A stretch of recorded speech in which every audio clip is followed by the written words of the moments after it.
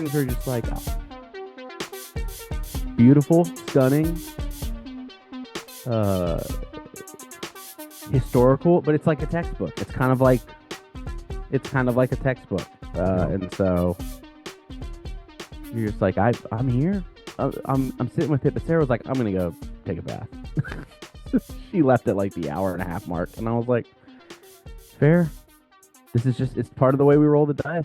The theme is the theme, and we pick what, something that's streaming. That was specifically Oscar winners, you said? Yeah, she went with Best Picture winner for the theme of today, and so it's kind of a dice roll of a category, that's for sure. Well, and last night especially in the 80s and 90s. Oh. It just is what it is, and yeah, I mean, it really. Part of it is I typically choose something I haven't seen yet, unless there's a category that specifically is like Sunshine's 10 out of 10s, which that category pops up. Sarah gets a Sarah's Choice category. But yeah, it was The Last Emperor, and it was fine. Am I going downstairs? Oh, forgot. Oh, shit. What a robe. Damn, dude, I wasn't ready to reveal this. This is a snuggie. This is a snuggie in case anyone has never seen one of these. I was like, Plush, are you in an ice hotel right now? What's happening? Can't watch movies. Can't watch movies. Are you in Mr. Freeze's lair from Batman and Robin? I was about to get in trouble with my wife while wearing a snuggie, dude. There's like just zero pride left. What killed the dinosaurs? The Ice Age. How you boys doing? Better now, man. Glad you're here. That thing looks comfortable as hell, dude. Reference. Oh man. Oh, I'm glad we had literally the only Batman movie I haven't seen in the theater. Was Forever? Yeah. No. Batman and Robin. Oh yeah. Okay. Yeah, that's right. This is the only one I didn't see. Forever's Tommy Lee Jones and Jim Carrey, who famously hated each other, correct? Yes. Yes. I cannot sanction your buffoonery, apparently, was the quote. Yeah. Tommy Lee thought he was really signing on for an Oscar-winning project, I guess. Can't joke around on the Batman set. Dude, that suit that he wears in that movie, I mean, that should have told him everything he needed to know. I mean, he came to play. He's definitely like 100% committed. He is also basically just giving the exact same performance as the warden in Natural Born Killers as Two-Face. Like, it's pretty much the exact same performance, which is amazing, to be clear. He looks like he's about to go play trombone in Mighty Mighty Boss Stones. That too, yeah. Chris McDonald? He made Robin like the coolest thing in the world when we were growing up. I mean, I wanted to be Robin more than I wanted to be Batman after that movie. Doing the laundry, like Chris O'Donnell. Yes, or Chris O'Donnell. Sorry. Yeah. Thank you. I thought he was. I was surprised that he never did anything major after that. He was in that one movie where he was the groom or something like that. The Bachelor. The Bachelor. Before the show, yeah. And I was like, oh, this guy's the it thing. In my head, he was Glenn Powell, right? And then is he in Scent of a Nothing? He is, yeah. Scent of a Woman. He's that kid in Scent of a Woman, yeah. And then is he in School Ties as well? They're all in School Ties, but I don't think that's Chris O'Donnell. That's Brendan Fraser, Damon. Damon, yeah. And then Ethan Hawke, I guess, is in that too, probably. I think so. Yeah. Anyways, well, do we want to wait for one more? Or we want to kick this bad boy off. What do you think, Mayfield? I think we can start moving. He is in 911 Nashville now, for those who are curious. He was on NCIS. I was gonna say, he was on Los Angeles. One of those part for like 30 odd years, decade, or 15. I did start watching Vertical Limit again, and then turned it off 10 minutes in because something else came up. But I almost went back to it. Through it. I almost went back. That opening scene is kind of brutal. I loved that movie as well growing up. That came out late 90s, right? I think that's 2000 on the dot. Yeah. 2000 on the dot. Paxton.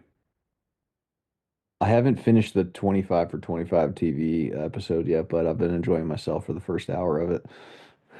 Brendan got so angry. Yeah, did you get to Brendan's rant about Band of Brothers? Oh, past that, yeah. My favorite part of the whole episode was the realization that Tim didn't rank order his list. Dude, I was crying laughing. He's like, oh shit, I just fucking said that. Tim, you had girls at your number one slot. It's like that's the first thing Elise said when I was making my. Dude, I had girls really high on my list as well. Probably in number 10 slot, maybe. It was in my extended, like in my 30, I think. It Definitely just, my honorable mentions.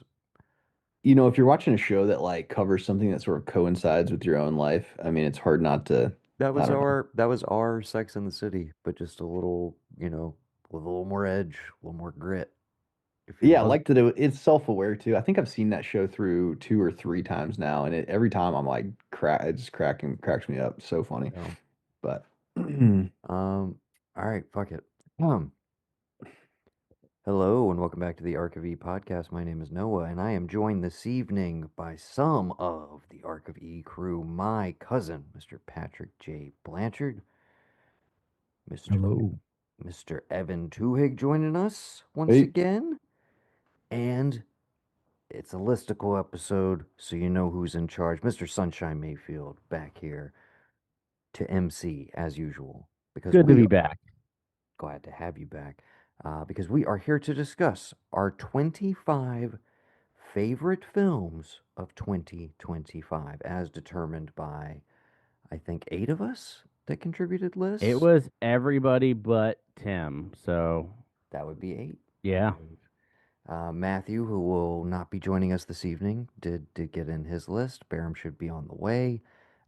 Brendan, I believe, I don't know if we're supposed to say this, I believe is on a date, and so we may or may not hear from him. We'll see what happens. Let's hope not. And then also, yeah. Did I say? Oh yeah, and Tim will not be here, and Tim did not contribute a list, but yeah. And Gav will be on eventually, I'm sure. So, to buy like maybe 5 to 10 more minutes of time, 2025, it's over. We're recording this on January 6th. Everybody's been scrambling to finalize their list, watch some last minute things. Overall, without talking about any particular films that may or may not come up, how do we feel about the year on the whole? Like, in the world of movies, good year, bad year, great year, okay year. There's some high highs, I would say. I thought it was a pretty good year. I would say I'd there's say some so, really too. highs. An interesting year for an upcoming parent or new parent. Yeah. A lot of parental drama that came out of this year.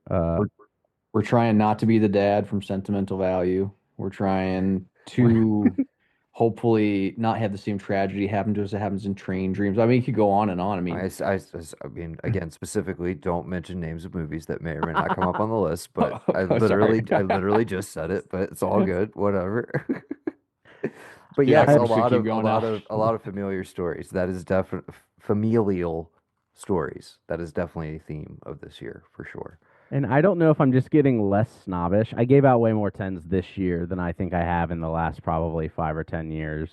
Typically, I feel like I give out 3 or 4, and I feel like I'm closer to the 8 to 10 number this year, which is a unique thing. You and Brendan are the tough customers in terms of like parting with the 10, so to speak. Yeah, he will toil over something like, I don't know, man, I don't know. And I'm like, you got to know what a 10 is so that you can judge all your other stuff against it. Like, you just, when you know, if it's a 10 for you. I'm in this. I used to be that if it made me cry, that it was an automatic 10, and that's not the case anymore. Because now I just realized I'm an easy cry. Same. I'm just a baby. Yeah. Yeah, that'll just continue getting worse, Alex. There's no putting that back in the bottle. I know. So I would say, I was telling Alex this earlier, I think, but I think my top 5 was kind of like a knife fight. I think 3 or 4 of them could have been in the number 1 slot, and at any given time this year, they probably were, I would say, as the year kind of rolled. And I'm like, and then I had to rethink about it and change my criteria in my mind for, like, how many times do I think I'll actually watch this again? Anyway. For sure. How enjoyable is the theatrical experience? Going into this weekend, I was sitting in a place where there was pretty much, out of 10 major releases and what I'm assuming is going to get nominated for Best Picture, there was really not one that I would be disappointed in. Like if most of the any of those won, it'd kind of be like I get it, I see it, even if it's not my personal number one, I'm cool. That was until recently. I now have my villain of the award season. We won't talk about it yet, but well, I won't, if that's an indication that it's going to come up on the list, I'm like, ugh. I don't know if it is, but I'm saying I've got my personal villain. No, you do know if it is. You have access to the list. I know you know what's on. But okay, I'm yeah, here. I'm here to be an unbiased party. I'm sure it'll come up inevitably, regardless. But yeah, I guess Patrick, any overall thoughts on your year in movies before we dive in? I mean, I spent so much of my year in movies not in 2025 that the fact that I made 30 in 2025 kind of astounds me. Hell yeah. There was like 155 others, which for me is a big deal. I've watched a movie every other day. That's good. Awesome. Numbers.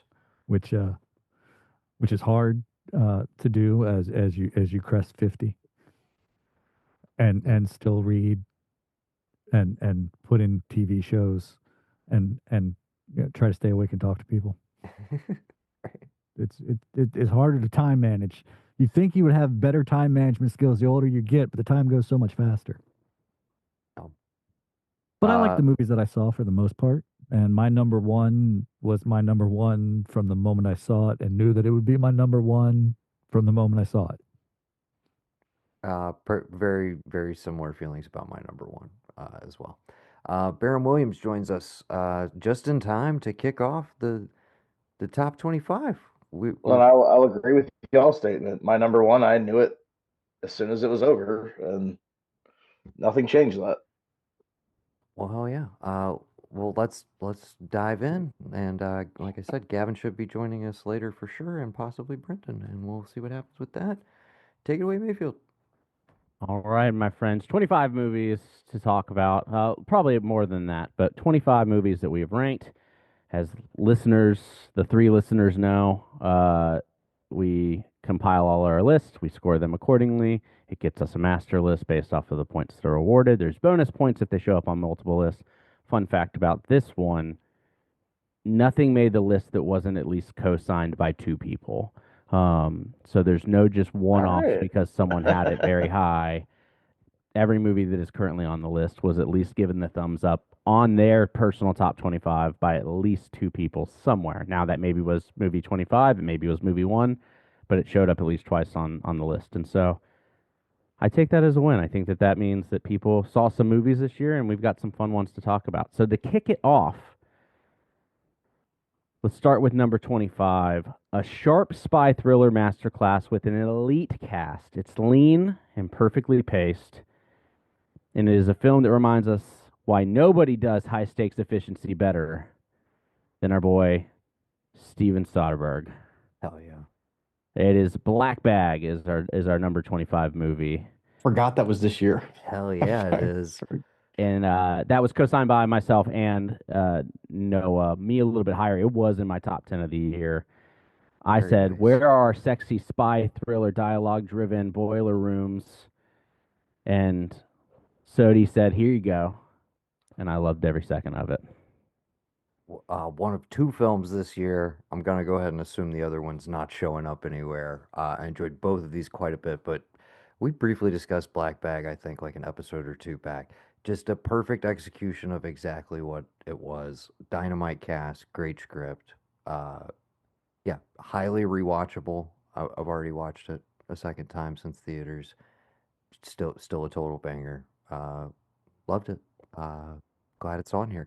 And also glad that finally, Alex, you constantly give me shit because I'm just like, yeah, Soderbergh made another movie. It's an 8. It's an 8.5. It's a 9. Just like, off the rip, and you're always like, dude, you're in the bag. You're in the bag. And I'm like, I am. You're in the black bag. But finally, you got in the black bag. That's right. I think it's when you make movies in a shotgun style and you're pumping out 2 every year, they can't all be winners unless you're Noah, in which case again they're all 8s. But dude, I would say one of the most consistent, like one of the most consistent. I disagree with that. I think he's one of my faves, one of my guys for sure. Love Black Bag. It is the movie that I recommend to men between 45 and 65 who are like, they don't make good movies anymore. And I'm like, hey, They I don't got a make them movie for you. because they still do every once in a while, and nobody went to go see that one. Total bomb at the box office. So what are you gonna do? It would have been on my list as well had I remembered that it was this year. It was so early in the year, I think. Wasn't it in like January, February, or was it March? It was an No, earlier release. yeah, it was very early, and I think that also scared some people off.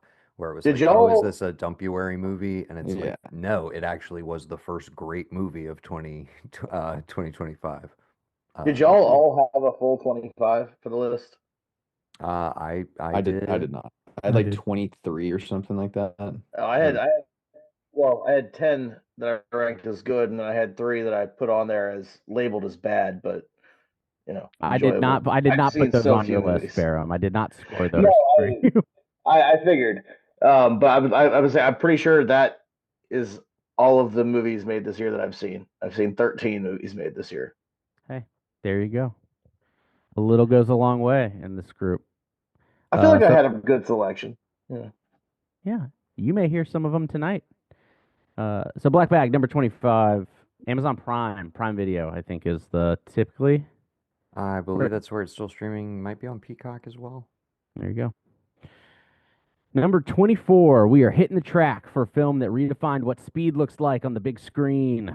It's a technical achievement, staggering using real cars, 6K cameras, arguably the most immersive racing film ever made. For those who loved it, the score also kicks ass. It is F1, the movie, in the number Hell 24 yeah. spot. Highly watchable. Dude, just an absolute great time watching Brad Pitt be that guy. He, I know, I don't know if people, I don't know, I think I heard some mixed feelings about the end of the movie. Is it okay? Are we spoiler alert okay on this? No? You're welcome to. I have not seen the film, but you're welcome Okay, to well, I spoil will it. hold my tongue. I'll hold No, my you're tongue. welcome to spoil it because I think I already know the ending. Like, so it's no big Yeah, I think deal. that's kind of the critique Unless, is that unless anybody else the narrative objects. isn't But yeah, I anything just haven't gotten to it yet. earth-shattering. Yeah. I don't know. I mean, it kind of like does all of the sports movie tropes, but it just does them really, really well. So you don't even, it's not like you care about, there's like a lot of cliched things. I just thought it was freaking awesome. It's just an absolute fun time to watch. Did you Anyway, see this one in the theaters? I did. It was one of the handful of times we were actually able to get to the theater this year, and we went and saw that in like a matinee sort of thing, and we sat fairly close, and it was just like, it was everything you hoped it would be watching a driving movie like that in the theater. It delivered on all of those levels. I think it was just one of those things because the movie's like what, 2.5, 240, somewhere in there. It really is, yeah. I just, with my work schedule, I could never get to a screening while it was playing in the large format theater. And then after I missed it, I was like, oh, it'll be on Apple like soon enough. And then they just kept pushing it further and further away. And I think it just dropped maybe like late November. And Yep. I never got to it in the ramp up to this. And I'm like, I have a pretty solid TV now. And like with headphones on, I think I would get the immersion, but still, I hate that I missed it in the theater, just as an experience sort of thing. I'd say I enjoyed it, highly watchable. I think it is more good than bad from my take. Wasn't on my 25, but it was on Evan's, Brendan's, and Gavin's. I think F1 already is a highly product placement setting, and so it just felt there was a little bit of just all the product placement of F1 on top of its sponsors are everywhere. The amount of Oh, yeah. times they like pull out a ninja bullet throughout this movie is more than once. Well, I mean, let's be clear. This is a movie produced I by didn't even Apple notice for that. the That's Apple amazing. service. You know what I mean? I mean, Yeah. it is a giant product. So Oh, but you it is can't a you giant can't commercial. you can't watch F1 without seeing Oracle or software companies already, and so to see that over and over again, and they're dropping the drivers in the movie, which I think adds a little bit to it.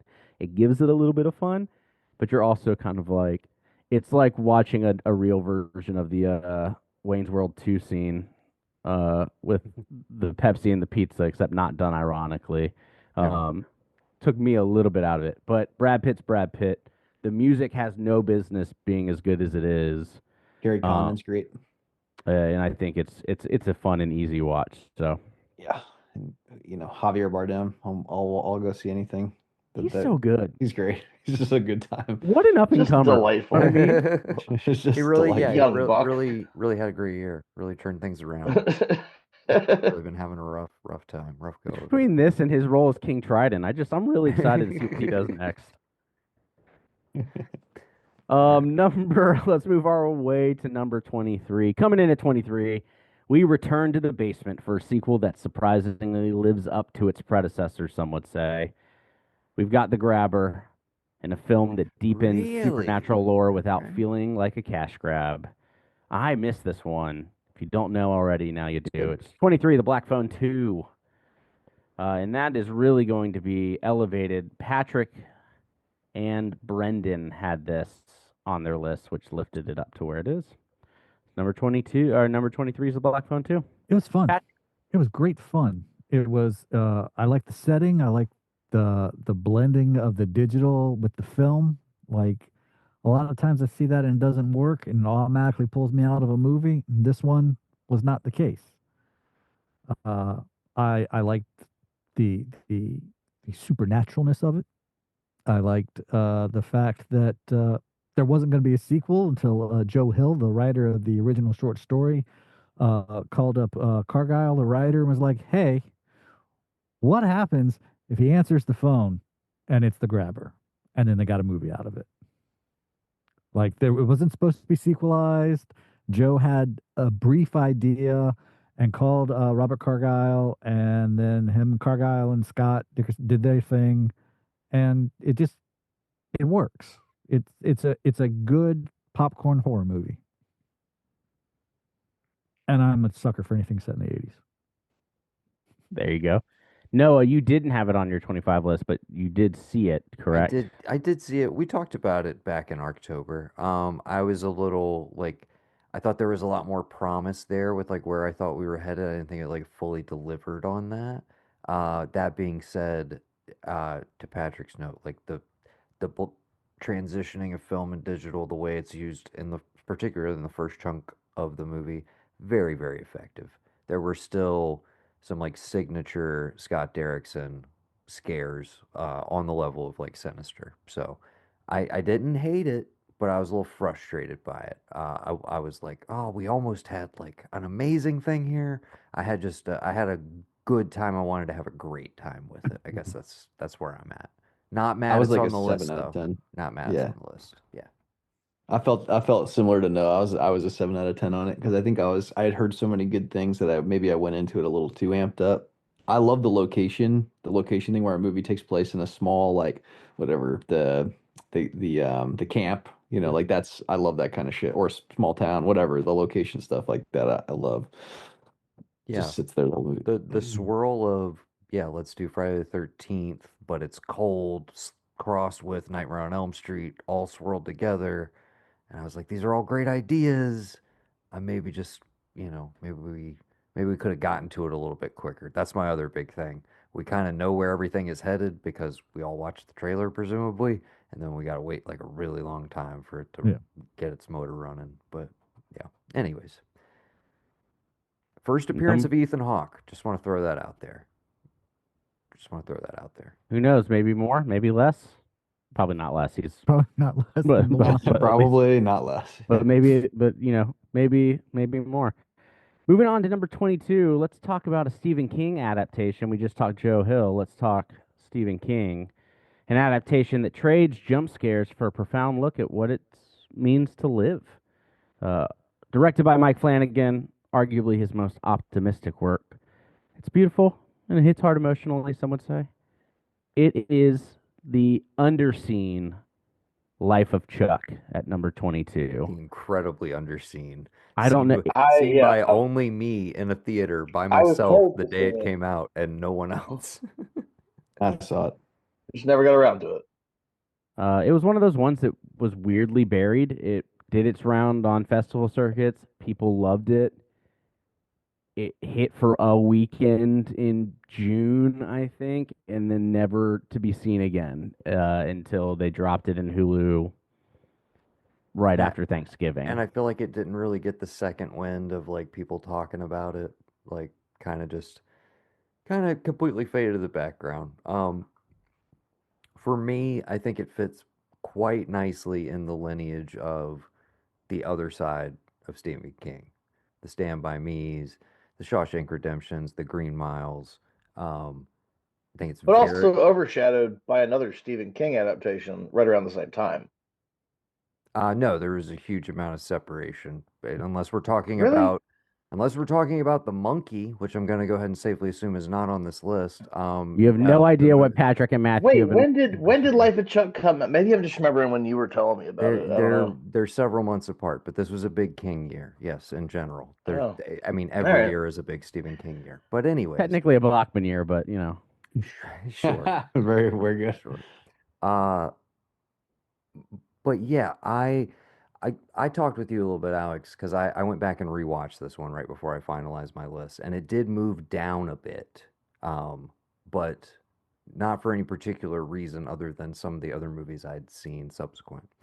Um, but my biggest fear was like I loved that first like hour so much, and I was like, does that third act kind of lose me? I mean, is it going to hit me the same way the second time through? Um, and I still like it, man. It's so fucking earnest. Mike Flanagan just doesn't have like a cynical bone in his body, which seems weird because all of his Netflix shows are incredibly dark. But he's a really hopeful guy. He's really not cynical. And him leaning into the like you know, just want to give you a big hug aspect of that story really worked for me. But it's tempered by the Stephen King cynicism, which is like there's brutal shit in that movie and on the edges of that movie, um, but it doesn't dwell in the darkness, but it also is not saccharine at the same time. To me, it's the right amount of saccharine. The like when it goes for the big emotional feels and moments, um, to me that it's kind of note perfect. It really worked for me. I think it's a really special movie. Yeah. Yeah, all the emotional beats, I think they play well. It's not a very it wears its heart on its sleeve. It's telling you what it's about throughout the movie. It's not secretly, about this and then secretly it's got this other hidden meaning under it. It is pretty straightforward and it just works. I think that maybe what holds it back a little bit is that it is so just kind of it's here in one lane, but that lane's it's the fast lane. It's a good lane to be in, right? Yeah, so I want to let uh, Evan speak because I think he's a little softer on it than we were. I always want to get the other views Yeah, in like here. it's not a full. I'm not full. It's not like a full dissenting opinion. I feel like in the person's life in one movie kind of thing. I thought that there was another movie this year that did that like probably like 10 times better. And so and like I said, I was kind of like on your like I agree with you, like literally the first third of the movie, I was like, oh wow, like I'm in, like this is gonna be Well, incredible. And see, well, I didn't think it I petered out. I didn't think it yeah. petered out necessarily. It didn't maybe hit me It in the doesn't way really that I have thought it anywhere would. to go, like Right, in the third act. And the right. thing that, without really spoiling anything, just broadly speaking, the thing Mayfield and I had kind of talked about is I was like, I think that first third, like the Chiwetel Ejiofor stuff, dude, the Matthew Lillard scene, Fantastic. like all of that stuff is so engaging, and you invest so much into it emotionally, and then it's like when you get kind of, as we continue it's hard to like, oh, now I gotta care about Hiddleston and invest all of my Yeah, feelings in him. And it's like yeah. instead of having three acts to do it, you really only have two or maybe one and a half acts to do it with him. And so you lose a little bit of that. But to me, it wasn't the character side of the thing. It was more the overall themes of like what it was hitting on that really Uh, worked for me. I'm like, I think Chuck is the least interesting character in the life of Chuck. But that's also kind of the kind of the point, point. right? Yeah. I So yeah. it almost plays like an anthology where all the stories are separate in tone and in theme, but unlike a lot of anthologies where it's hit or miss depending on who's a part of each one, all three of these stories are solid. But they almost play as three separate stories, which I think is why it's not higher on my list. But it was pretty high on my list. And I think part of that is on rewatch, I have a feeling that I'm going to be able to connect with a different section depending on my mood of that day. And, section two is going to resonate harder. Section one was just like the final section, it was just charming, right? And so you've got this really engaging sci-fi bit on the front end. You've got this really kind of just sweet children's story on the back end. And I think they all work really well. Yeah. So, The Life of Chuck, number 22. Number 21. A refreshing reboot of a franchise that focuses on the 1960s lineage and some much needed lore building. Death proves it's still maybe the most creative killer in Hollywood. It is Final Destination Bloodlines. Hell yeah. Hell yeah. That is Patrick, Gavin, and Brendan all felt very strongly Love to see it. about this new sequel. Patrick, tell us a little bit about it. It was quite possibly one of the best of the Final Destination openings Agreed. that I've ever seen. It was big, it was epic, and I have a soft spot in my heart for Breck because of Stargirl on the CW. Like big. I feel like she's a competent TV person who could cross over. I've always liked the Final Destination films, but I feel by the end of the last batch, they were meh. Like, okay, I like it. I don't. Oh, okay, we're taking it back to the beginning. No, that doesn't. Okay, what? Okay, whatever. This one got me excited. I liked people. I didn't want to see them die. I didn't like other people. I wanted to see them die. It scratched that Final Destination itch that I had from when it was called Flight 180 before it got rechanged to Final Destination back when I was 24 reading about it in Fangoria. I was like, yep, I can reconnect with that kid. And that's what did it for me. This is my biggest theatrical regret of the year, was not seeing this movie in the theater. I watched it on HBO when it was streaming, and I loved it. There's somebody on this pod right now who did not feel the same. Maybe he can speak up if he wants to, but I thought this was like, you know, the end all be all of everything I could want from one of these movies. I thought it was instantly like one of the best of the franchise. It basically was like a love letter to the fans. Like every sequence was so like, the way it played with your expectations of like, I know the rules, so I know what to look for. And they're like, well, we're gonna set up like literally 5 or 6 different things. And you're not gonna know where it's coming from. Like the backyard, for instance, is such a great like exercise in misdirection. There's so many great set pieces. They're all incredibly memorable. Just like keeps up in the ante on the deaths throughout. Um, Whatever team has taken over, I want 3 or 4 more of these, and I'm sure they'll run it into the ground again. But for right now, the next one, I will be there day one. That's what I have to say. I will be there.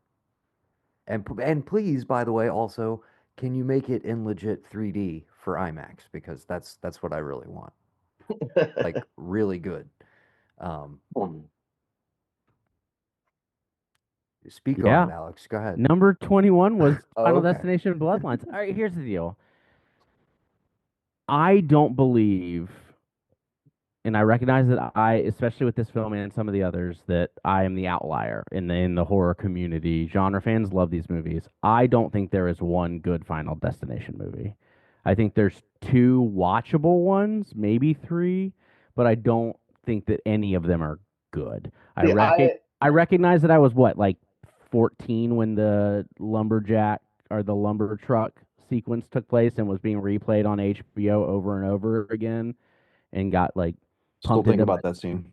like we all know it, and it's the front end of a really mediocre to bad movie. It's just it is what it is for me, and I will not be gaslit to believe that Bloodlines was a good movie. Yeah, To your I've not point, seen Noah, I Bloodlines. think it's like watching a 3D movie that looks like, oh, is this a 3D gimmick? But it's not. It's just me watching it on HBO, and I don't like it.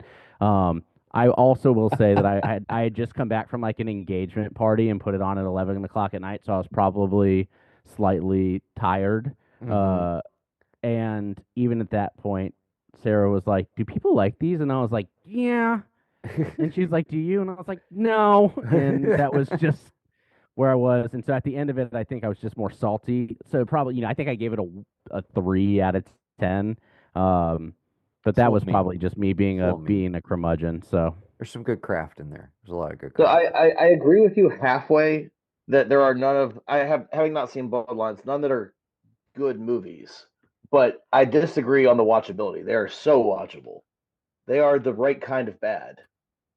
And I I love think that the in my life. NASCAR one or the little like it's not even NASCAR. It's like some knockoff Yeah, where racing the one. car threads and it, yeah. I think anything after 3, I think 4 and 5 are just Oh, they're terrible, but if they're they're so fun, bad. they're fun. I don't think they're fun. I Bar- think Barum, definitely check out Bloodlines, which I believe is still on HBO. Oh, I meant to. It's I've so marathoned fun. through all the rest in preparation, and then just I don't know, schedule something happened, and I never actually saw it. But All right. We're into the top 20. into the top 20. As we enter the top 20, we have a film that is bizarre, as some would say is also brilliant.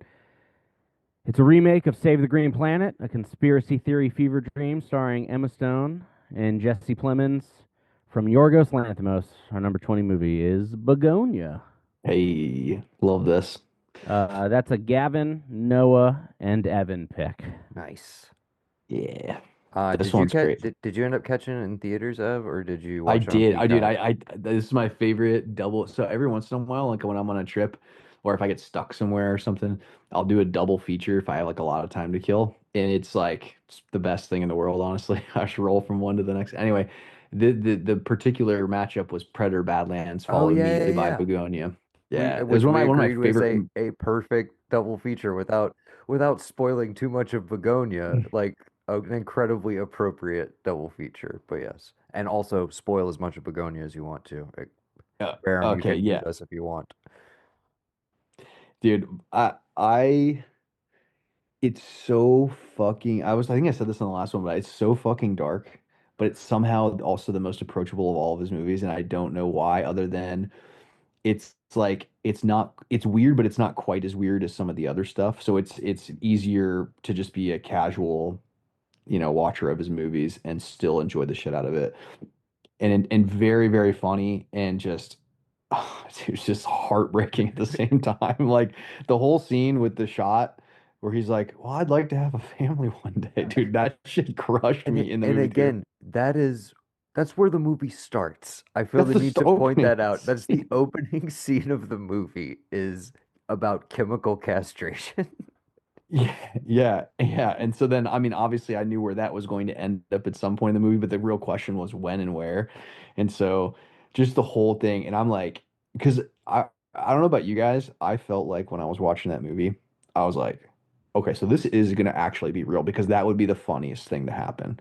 But like, how are they gonna make us think that it's not going that direction, but then still go that direction? And so, even though like that everything that the conspiracy theorists are saying is real in like your own mind. It still delivers. I don't know how it does, but I wish Gavin had joined at this point because one of my favorite things over the last couple of years is Gavin has become like the biggest Yorgos fan ever, mainly because of Kinds of Kindness. But then he texted me the other night when he finally watched Begonia, and clearly it's on his list. And he was just like, I fucking love this guy, basically, just like this crazy Greek fucker, man. I love all his movies. Who lets him do this? Like, how's he keep getting away with this? yeah, the biggest like all the performances in that one are great. Like even Stavros, stand-up Oh, comedian, Stavi, yeah, dude. never That really done movies before, and he plays, for you guys who haven't seen it, he plays a cop that also may or may not be a pedophile. It's dude, Which it's again, some any it's not funny like material. individual scene of this movie that you describe or like plot element, it's like, wait, there no, that What? You're like, how is this funny? And you're like, it's horrible, but it's yeah. And then I don't know. I thought Emma Stone's performance was like, I know she's always getting nominated for being in his movies, but I actually thought this one was so good. And I thought, Jesse Plemons is always amazing, but as well, but I actually thought that performance even stood out compared to his, but I know I may be alone on that one. I don't know. Everyone probably is kind of tired of that.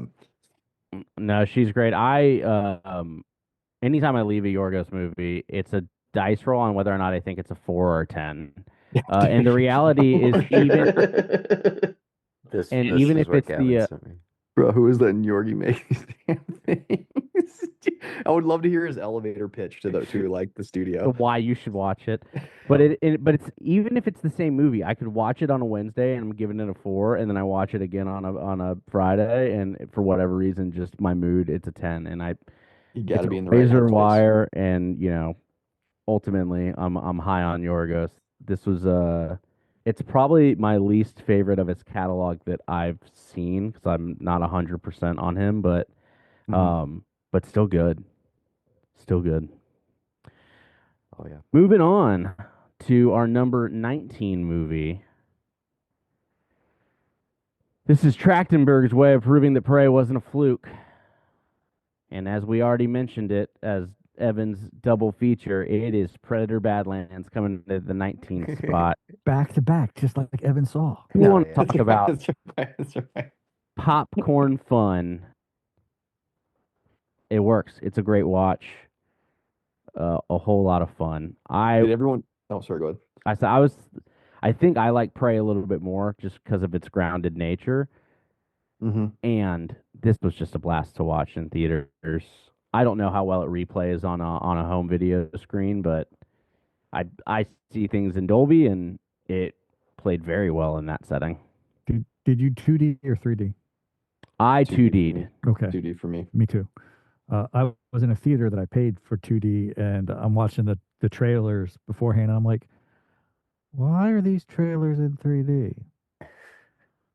And then the movie started. I'm like, no, I gotta go tell them to either give me glasses. No, I'm gonna tell them give me my money back because I paid for 2D. Because there are times like I don't want to see 3D. Yeah. I can understand that, dude. For me, so I'm not like I haven't seen all the Predator movies. Like I heard Prey was good. I meant to get to it, never did. And then so I'm like, screw it. This one seems to be like people seem to enjoy this one. So I sit down with like zero expectations other than I'm trying to kill time. And after the first sequence where the brothers are fighting and the way that it ends at the spaceship with the dad, I'm like, holy shit, dude. I almost stood up out of my seat. Like I haven't felt that way in a movie since we were like 16 watching 300 theaters. I was so amped up watching that movie. And unbelievable because it moves at a really great pace. And then one of my favorite things about sci-fi movies is when they're trying to show you a new planet and all the like little idiosyncratic things about the planet. Like I love that. I don't know how anyone else feels about that, but like that's one of my favorite things about a sci-fi movie to a new planet. And it delivers on that like in every kind of sequence. And yeah, and they still somehow tie it in without it feeling cheap, like too cheap, Like I was okay with it. I loved one of my favorite parts about it is the idea that everything he goes up against throughout the course of the movie, you're like, I wonder how he's going to reuse that later.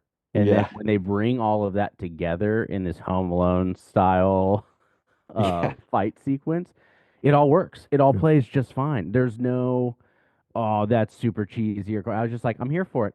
I know exactly how he's going to use it. And boom, it happens. And I'm very happy.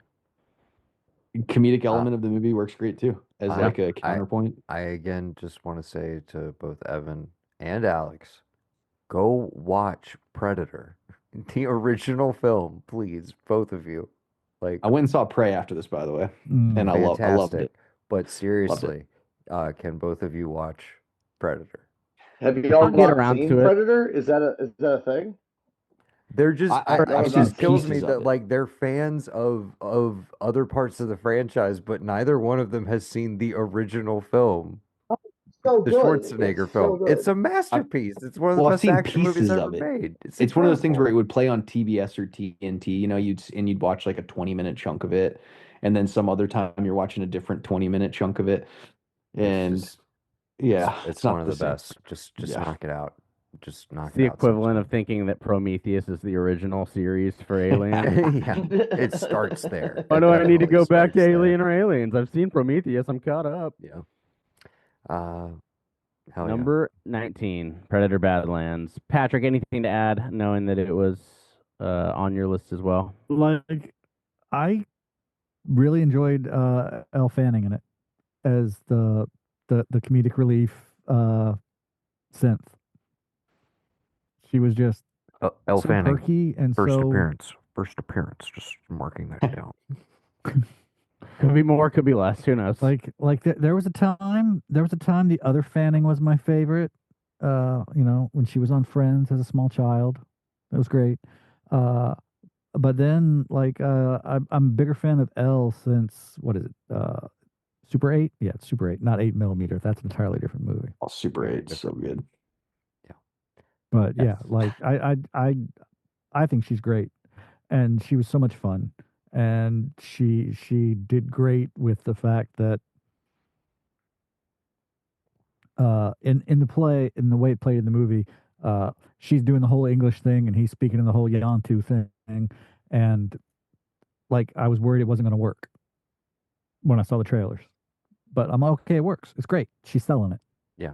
The interplay is they had chemistry. I don't know how they kind of don't know how managed they to had make that chemistry, work, but they had but yeah, she chemistry. had chemistry Yeah. with the Predator, so that was good. That was good.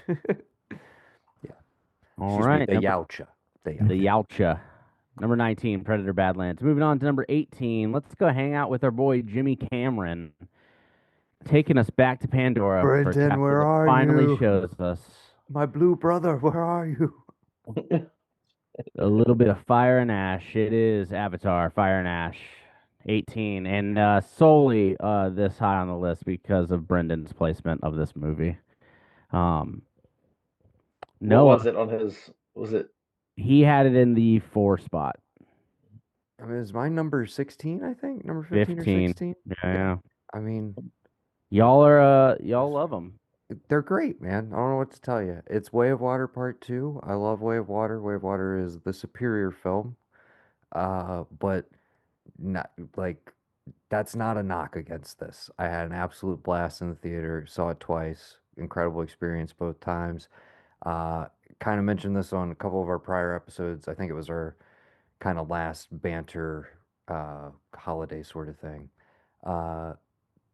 This one is so weird. It's so weird. Like the movies have gotten to a deeply strange and weird place, and they are so consumed in their own lore, and I love it. And I love that he takes all this time setting up all of these individual concepts so that he can have sequences play out essentially sometimes like completely wordlessly, because just like if you're locked in, like you got it, dude, and you're feeling it, and you're there, you're immersed, which is exactly what everything is kind of done in service of. I had a blast. I look forward to going back to Pandora again. Hopefully within the next 3 to 4 years. We'll see what happens. I will note that it has officially crossed the 1 point. I think it's 1.1 so far. But it has That guy officially prints money. crossed the billion mark. So everybody who was wringing their hands over, oh my God, what's gonna happen? It's what a shocker, he did it again. The man has the man's last 4 films have been billion-dollar grossers. Titanic and the 3 Avatar movies. He's making 2 more, right? 4 of the theoretically. I hope not. God, I hope Theoretically not. 4 But and 5. Well, theoretically also he's gonna pause and make this Hiroshima movie, which I'm very excited about. So we'll see what happens. But yeah, I did not expect to come out of Fire and Ash going, oh, dude, give me 4. I didn't expect to feel that way. But as soon as I walked out, I was like, yeah, no, I need more of this. I want as much of this as he wants to give me, man. I've spent basically haven't been watching a lot of new shit other than like stuff for preparing for this list. But in the wake of Fire and Ash, I've been rewatching a lot of Cameron, and you know, basically reassessing where I'm like, I think just long term for my movie watching life and like how much T2 meant to me as a child and as a gateway to a lot of other things. Cameron's got to be in like my top 10 easily favorite directors, maybe top 5. Like, and I love the whole filmography. It's pretty astounding shit. He's one of my guys. I know that sounds like the most populist cliche thing to say, but also not, because it seems like the more populist thing is to say he fucking sucks. He makes the same movie over and over again. Like, fuck this guy. He's an asshole. He's a brash, like, dickhead. Can you say that that's the Whatever. populist take when they all gross $1 billion, though? That again, Can you really everybody say, says, oh, these movies have no cultural relevance and blah blah blah and this and that, and I'm like, and then every single time one of them comes out, the entire world collectively goes like, yes, we all want to go see this I multiple don't get it. times. I don't fucking get it. I think it's I the saw it. spectacle. I think it's the spectacle because what you don't hear is it's sticking around in the zeitgeist 3 months afterwards. Yeah, because that's the thing, is that none of them have ever really become. I don't know anybody who's just like you said, talking about it more than a few months later. Like, everybody stops caring.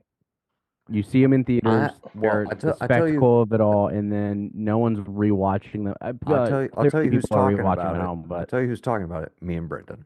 Me and Brendan are talking about what's going on with Quaritch and Varong and where the story's going long term, what we would like to And see in then- 4 and 5. We're discussing it all the time. We're very And in excited. 7 years, you might get another, couple hours Brent, of that story. Barum. Okay, this is the last thing I'll say. Barum, again. Tell me another science fiction film in the last 25 years, okay, where an alien woman blows ash drug powder hallucinogens up the nose of a former Marine who is now converted into an Dune. alien body, and then he Dune. trips balls and becomes her sex slave. Okay? Dune. And they form an unholy alliance, and they're like a power villain couple. Like, tell me where else I'm that holding out for exists. Valorant. I haven't seen it yet. I can interpret Dune in that way. I can Alright. absolutely interpret Dune in that way. Plus, with what the material they have to work off of and the later stuff. I was just trying to That's get you easily within the excited bounds. about watching Fire and Ash. Whatever. We can move along. It was a great time. I loved it. well, I It mean, is- it is the movie it's version a 3-hour of movie. It Lost only to makes me. sense that we talk about it for 30 minutes. So To me, it's the movie version of Lost. It's one of those where I'm just like, I just have no interest, and it brings me more joy to tell people, no, I don't fucking care. That's Than to totally, actually that's watch totally it. fine. That's well, totally let's get a little bit out of the populace and more into the contrarian pick of the evening. Patrick and Matthew did a number on us with this one. At the 17th spot, possibly the wildest offering of the year, a dark comedy about a very specific roadkill incident. It's Death What of a the Unicorn. Death of a Unicorn. Dude, I specifically put that on my list as a bad movie. Like, Like, I saw it. It was just like- bad. No, it is whimsical. I will die for Paul Rudd. That man is unaging, Paul and that Rudd. man graces the screen in everything he does. He is this generation's I only Amazement. saw 13 movies that came out this year, and I refuse to put that on my top 25 list. oh god. It was so good. It was just like I just want to watch this unicorn kill everybody. I'm like this Strong is disagree. like this is dinner in a show. This is better than the House of Yes. This is dark. This is what I want. This is unicorns are not friendly creatures. They're like war But hippos. why would you make the unicorn look like that? It just looked so fucking stupid. That's the point. Like unicorns do look stupid. Like they are amazing creatures. War hippos. Hey, that's the national animal of Scotland, okay? It's a noble creature, and I think the visage presented in that movie was just trying way too hard to be cool. Here's what I'll say. It is stupid that this movie is this high on our list, but that is just how the numbers work. I will say, though most people hate it, I liked Death of a Unicorn. I'm on the positive end of things with it. It is 30 minutes too long. Won't deny that. Yeah. And If it had 30 minutes cut out of it, it's an easy 7 out of 10 for me. But it is currently at like the 6 mark. But I did find it more pleasant than the people. There are folks who are just like, this is the worst thing I've ever seen in my life, and I'm like, did you watch Final Destination Bloodlines this year? Oh, come on. Man, you didn't see that? I saw that telegraph coming. So I do need to see like what the placement isn't totally killing me yet, but I got to see what else comes beyond this. What else got left off so the death of a off the unicorn list, so could that make Death of the a Unicorn could be on there.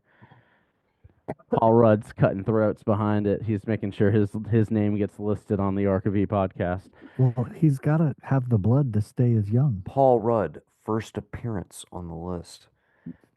Patrick, True. did you see Anaconda Day 1? No, I wanted to see that. because it's got Jack Black in it. I'm actually really excited to see Okay. that. Oh, Okay. I'm Yeah, sorry. Hold I on. am We're too. not letting that slide. We're not going past this. Well, Patrick, interrogate it while I go grab a water, and please don't read the next one until I return. I'll be right back. are you telling me you don't like Jack Black as in your movies? As anything? I have not liked. Let me state it. I don't always dislike Jack Black. High Fidelity. Wow. Like Airborne. there's this movie Statement. called Shallow Hal, Shallow Hal's good. which for those of you who say the death of the unicorn is the worst thing you've ever seen, you haven't seen Shallow Hal. Shallow Hal has aged like a fine milk. Not good. It's good. not aged well. Like an organic milk. I don't know if like it was because I was 15 when it came out and I was like, oh, this is solid enough, and like rewatching, I'm like, this is bad on every level. It's not a good movie. We I got forget to the skip through the early not growing aughts up when part, things and I was could like, fly this is back bad. But School of Rock, The Holiday. I don't like The Holiday. No, but Jack Confusing Black's movie. good in it. It's Charm Factory. High Fidelity Absolutely. is the best performance, though. Oh, love that undoubtedly. movie. He You know, is he's in Brink fantastic. too. He's in Brink. If you guys remember the Disney movie Brink, the skating Yeah. movie. You mean His name Airborne? is, and he says chocolate stained Blaine, which made me laugh very, very hard when I was a kid. I think you're thinking Airborne, not Brink. Oh, I'm pretty sure that was Brink. Now, Right. Airborne is the Seattle movie where he tells people he gets mad and he's just like, "Did he just call me a term paper?" Because someone calls him essay. All right, let's see. It's might be Cincinnati, right. not Seattle. You He was in know, an episode of the X Files. Hometown of Yoni Wolf. but they both have And inline one of our skating, Evan. previous So I think podcasts. that's the issue. What was the name of the other one? Airborne. Ah, okay. Just in But time, they both got Gavin. played on Disney, and they both have inline skating in them. So Sure it's enough, fair- you are correct. I did not realize that. I've been thinking that for years. Yeah, But- learn something new every day. both worth watching. The How- scene how where did- in Airborne where he skates okay. through the Cincinnati garden, Yeah. the botanical gardens. It's great. Funny story. Noah and I asked Yoni Wolf about that, and he had never actually been there. Yoni Wolf, If you don't- Cincinnati native and lead singer of Member of the Y. band Y. One of my favorite theaters in the United States is in Cincinnati. It's right there on the levee, right there on the I bet Newport on you the levee.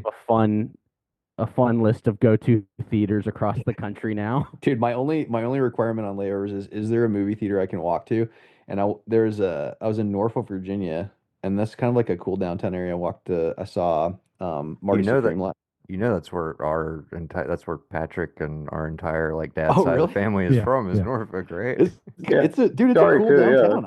I didn't realize it was so walkable. I was like, oh, this is kind of awesome. Go Tides. Yeah. All right. So we'll get back to it. So Gavin, what you just missed, I'm not going to recap everything for you, but so you have a little bit of context. Death of a Unicorn was at 17. So that's how we're doing.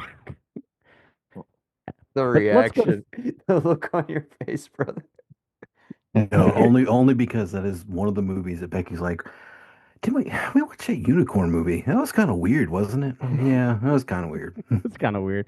And Patrick loved it. That's why it was his number one movie of the year. I'm kidding. That's awesome. It was above Predator, which is I think it is his number 2 movie. It is your number 2 movie of the year, Patrick. Did I have All right, number 2?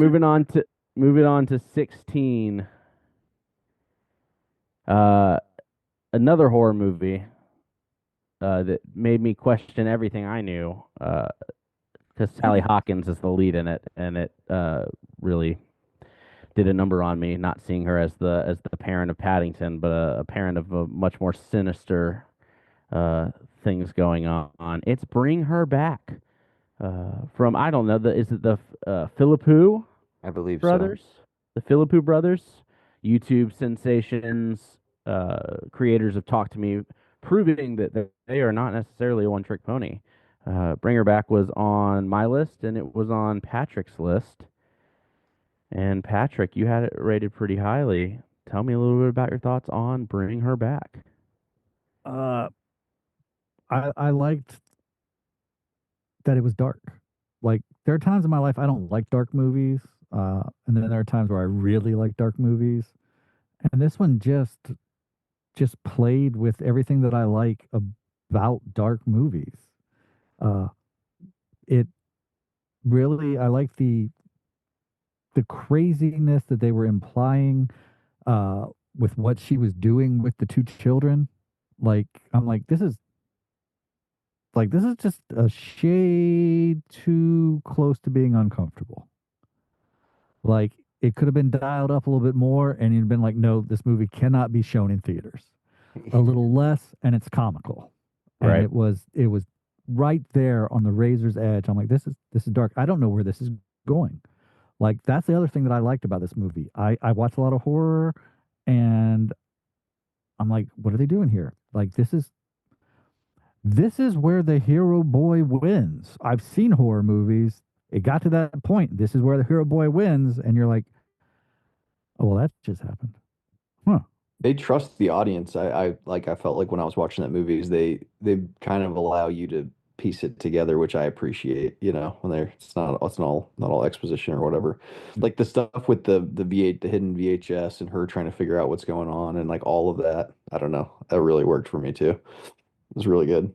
Yeah. There are several moments in that movie where I found myself like wanting to yell at the screen, and you're just kind of like, believe them, like something's wrong. So will someone just do something and believe the kids?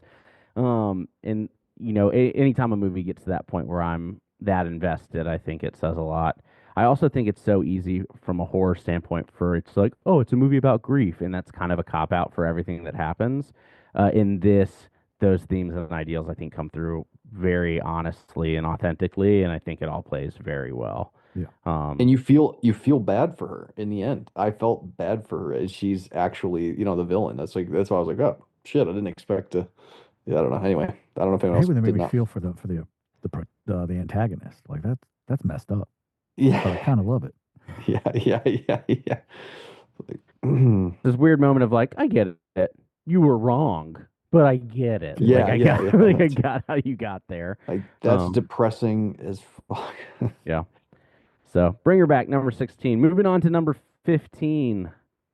It's hopeful, it's colorful, it's earnest, it's a bird, it's a plane, it's James Gunn's Superman.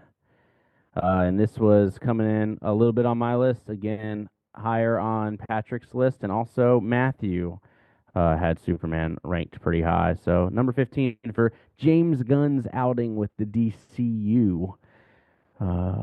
Patrick, I'm going to hit you up again. Like, I liked seeing a happy Superman. I liked seeing primary colors. I like seeing a hopeful Superman. I like fun. Superman's not even my favorite. It's Matthew's favorite. I enjoyed everything about it. Mr. Terrific stole every moment that he had, like totally making up for the crap he was dealt in X-Men First Class as an actor. Like, everything that Darwin was supposed to do to survive, like, I'm still upset about this. But now, what is it, 14, 15 years later? Yeah, Maybe more? Close, yeah. His first Yeah. class. Yeah, it's like 2010, 2011. Yeah. Yeah. Like, he gets his second shot here, and it's great. Jimmy Olsen, funny thing that I found out, he's Tommy Doyle in Rob Zombie's Halloween, all grown up. Yeah. Like that Also kind part of the Gemstones crew. that kind of tripped me out. And in Licorice Pizza, a Paul Thomas Anderson film, Patrick, that you might actually enjoy, that might sneak up on you. You might find kind of charming. Brendan will be remiss if we don't mention Feast of Seven Fishes again on this podcast because I believe he's Skylar also Gisondo is the actor. Big fan. Good. I took his rec and I finally watched that movie like 3 or 4 days ago. It's good. There you go. There you go, Brendan.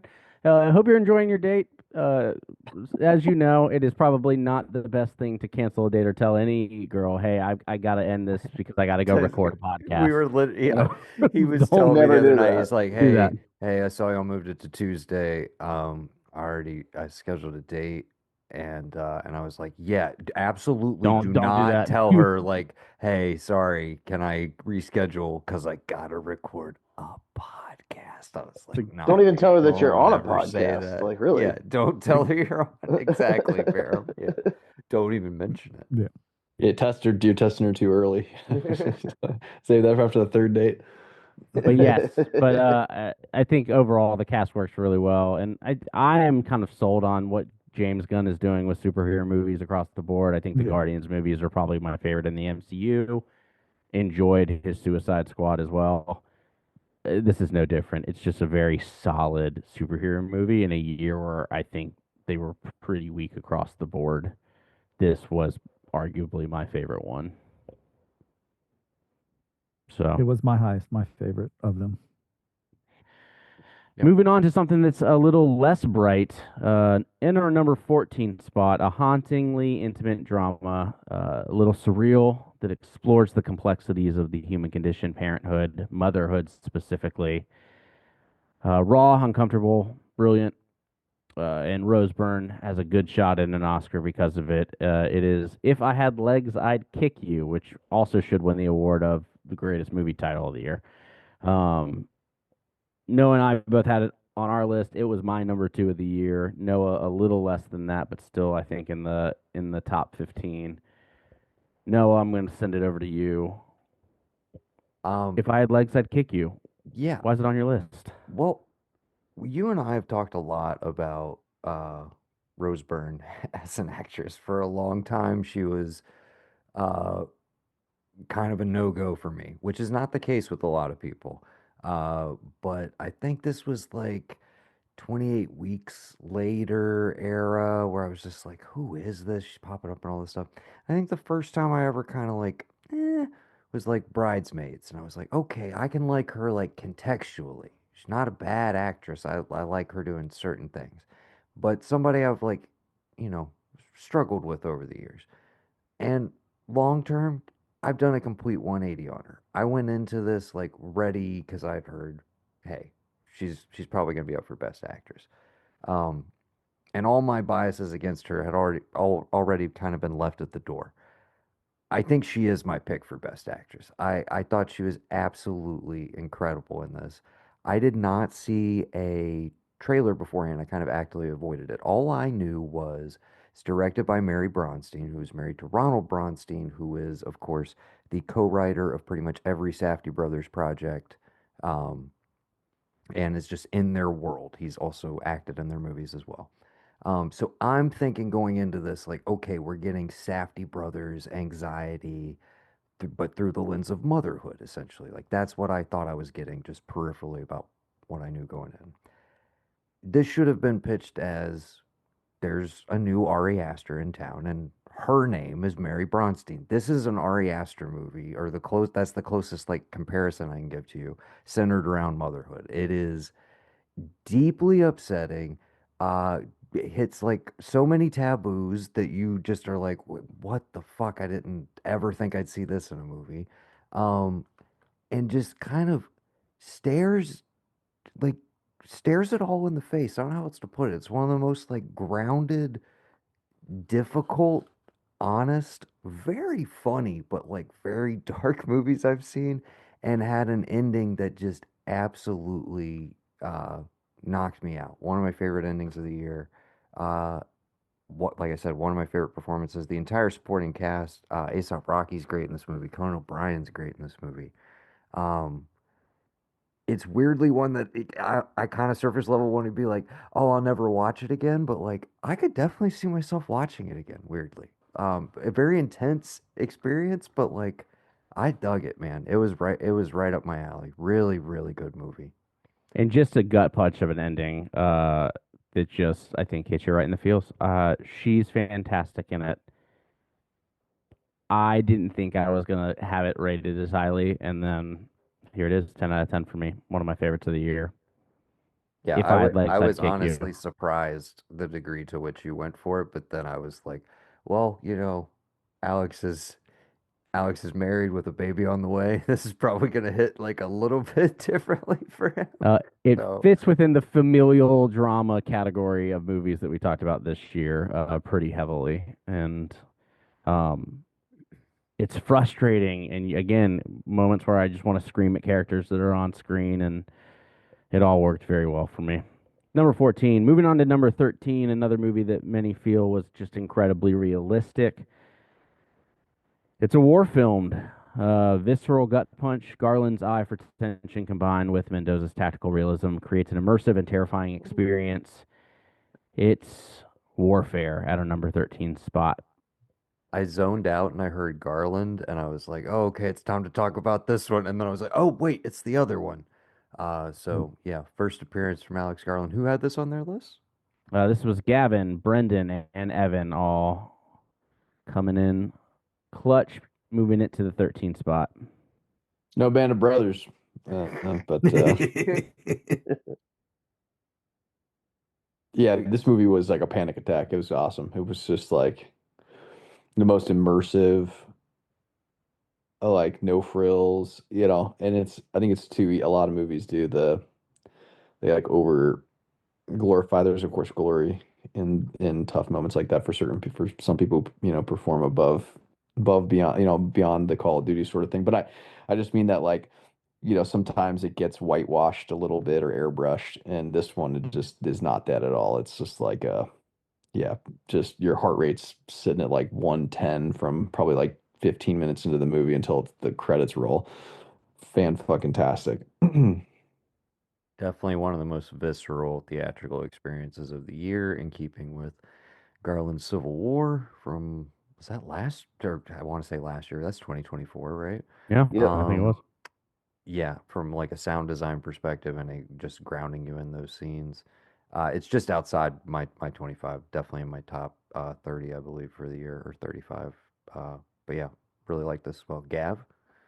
Oh, like I just listened back to all of Brendan's disdain for Brandon Brothers not being ranked higher the other day, and I just want to know if he ever watched Generation Kill, because Great show. something every everything that we've seen, I feel like since Hurt Locker has always been like, this is going to be as real as we can get about certain things. But then, like, I went back and watched Generation Kill. That's obviously not about like what this movie was about, but they are both tangentially related because they're both about being in Iraq because we were there for so long. And it's one of those where I don't. There's been a lot of things with like Lone Survivor, all this other stuff, all these big things we know, but this just seemed like it was like a guy who was there, got by happenstance, got to meet a guy who could get this story told and said, well, you do it. And you pay tribute to all the people who were there on the ground. And let's not give it any frills. Let's not give it any like harrowing this and that, or, whatever. Let's just do it as best as we can from what you remember and what everybody who was there remembers. Let's piece it together and let's just let everybody know what happened. Not for any sort of thing other than just to say, we're letting people know that this is what it was like. Well, This is, literally for that dude who was yeah, unconscious for most of it to know right. what everybody else did to get him out Exactly. of there. That's That's what I was what gonna kind say. of Yeah. like at towards the end, I remember, or maybe that was something that's not even like clearly stated in the movie, that might have been in the like research peripherally around it. But like Hmm. that was essentially the primary goal of it, was just like to give this guy Right. some sort of account. That was that was pretty moving. And then I think, to Evan's point, in terms of like, you know, how, it's such a quote, anytime you're making a war movie in the context of today, it's like, how are you going to approach it, et cetera, et cetera. I thought this was like, it doesn't put too fine of a point on anything until, but it does like, it tips its hand in certain places here and there, but is done very subtly and like I think makes kind of profound statements without overdoing it, Right. without becoming preachy at any point. Right. Yeah. And I think that's probably the Garland of it all. It's not trying to be too much one way or the other. That's the one part where he kind of reaches Right. his directorial or authorial intent into what otherwise is Raymond Mendoza's movie, I guess is Right, what I would exactly. say. It's like Hey, one moment, basically. I love like the depiction of some of the monotony, the granular detail of like little events like, hey, how are we going to in a coordinated way get some of the equipment right outside of the gate and get back inside of the house? Like that shit was it's like so compelling to watch, but it's just like Yeah. these small short movements that they gotta like make and not die. It's like is like is within so the good. span of like the rooms most of us are recording in, Yeah, it's it's just crazy. like that's insane to think about. And as I told you guys, the whole time I was watching the movie, I was just like, yep, couldn't do it.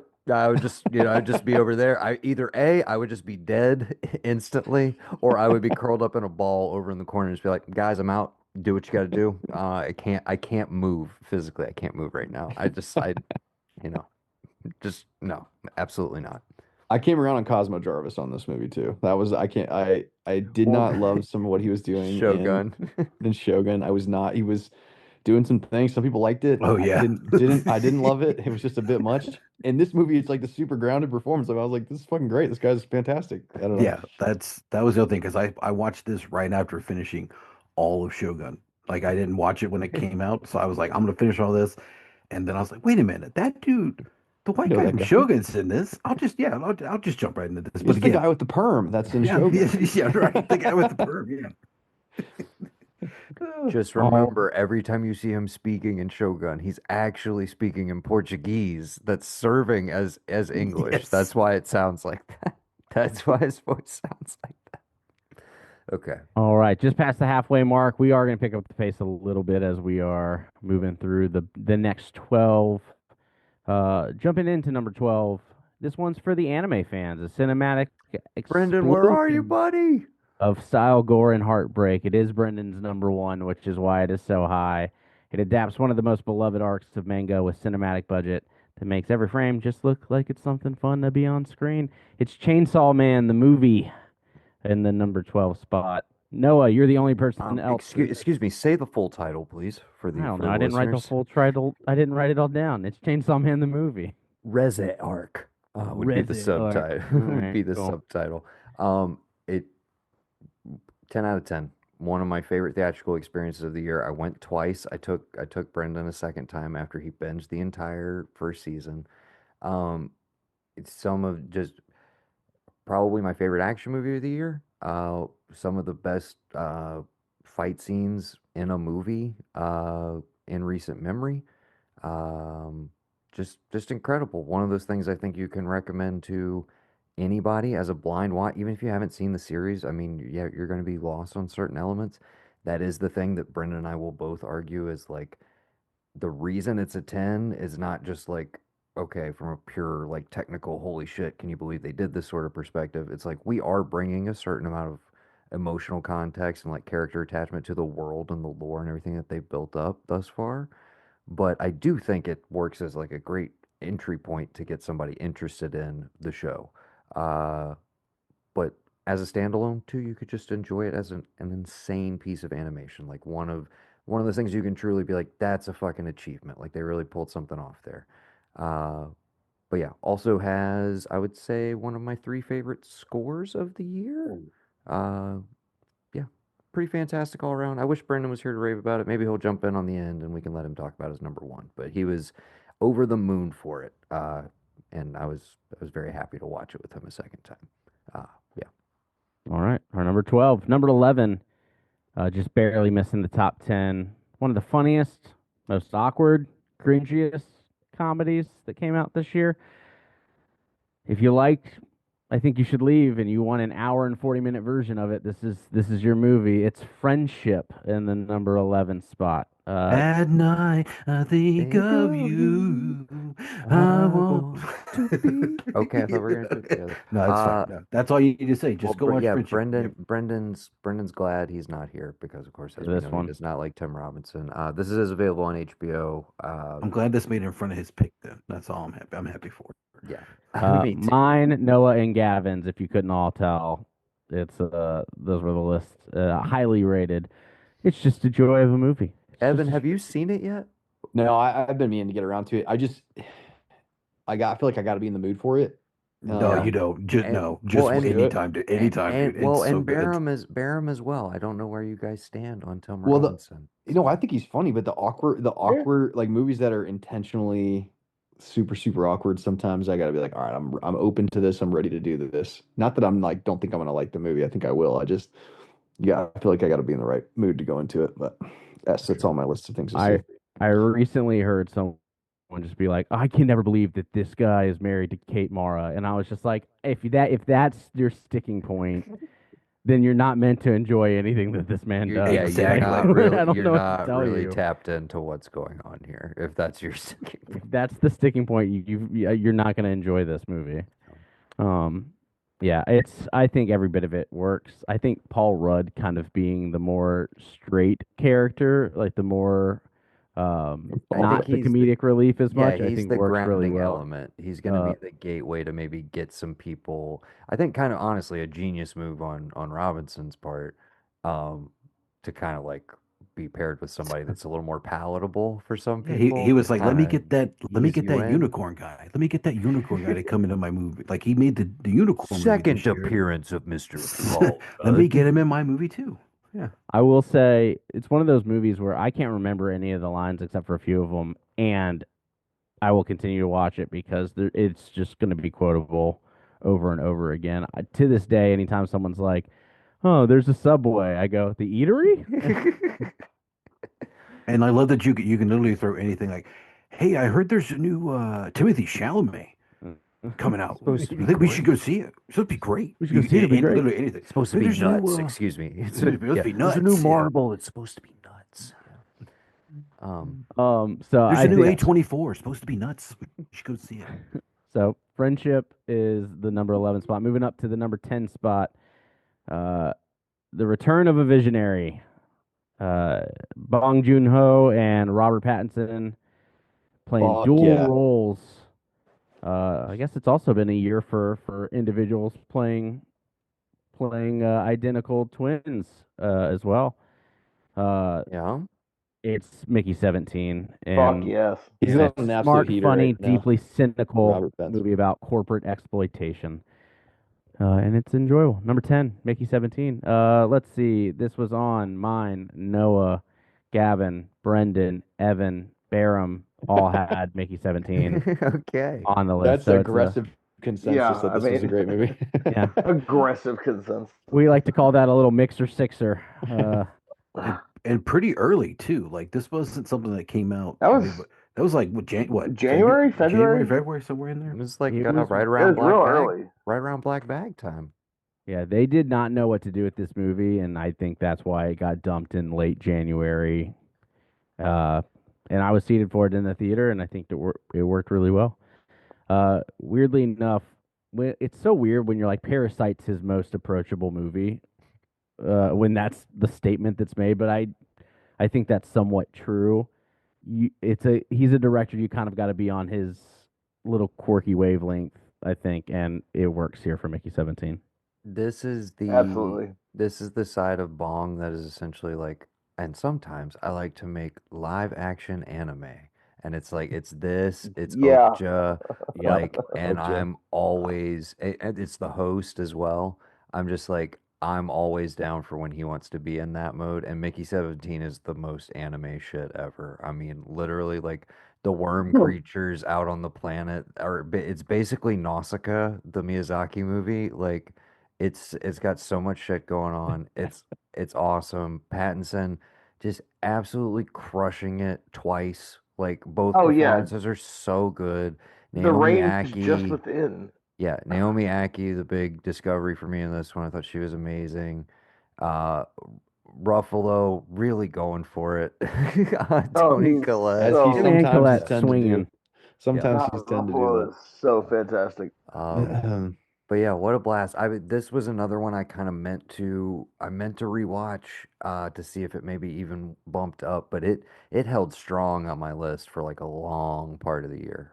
Still firmly in my top 20. Yeah. Moving on Yeah. to number 9, uh, another familial drama, sophisticated drama about an actress and her estranged father.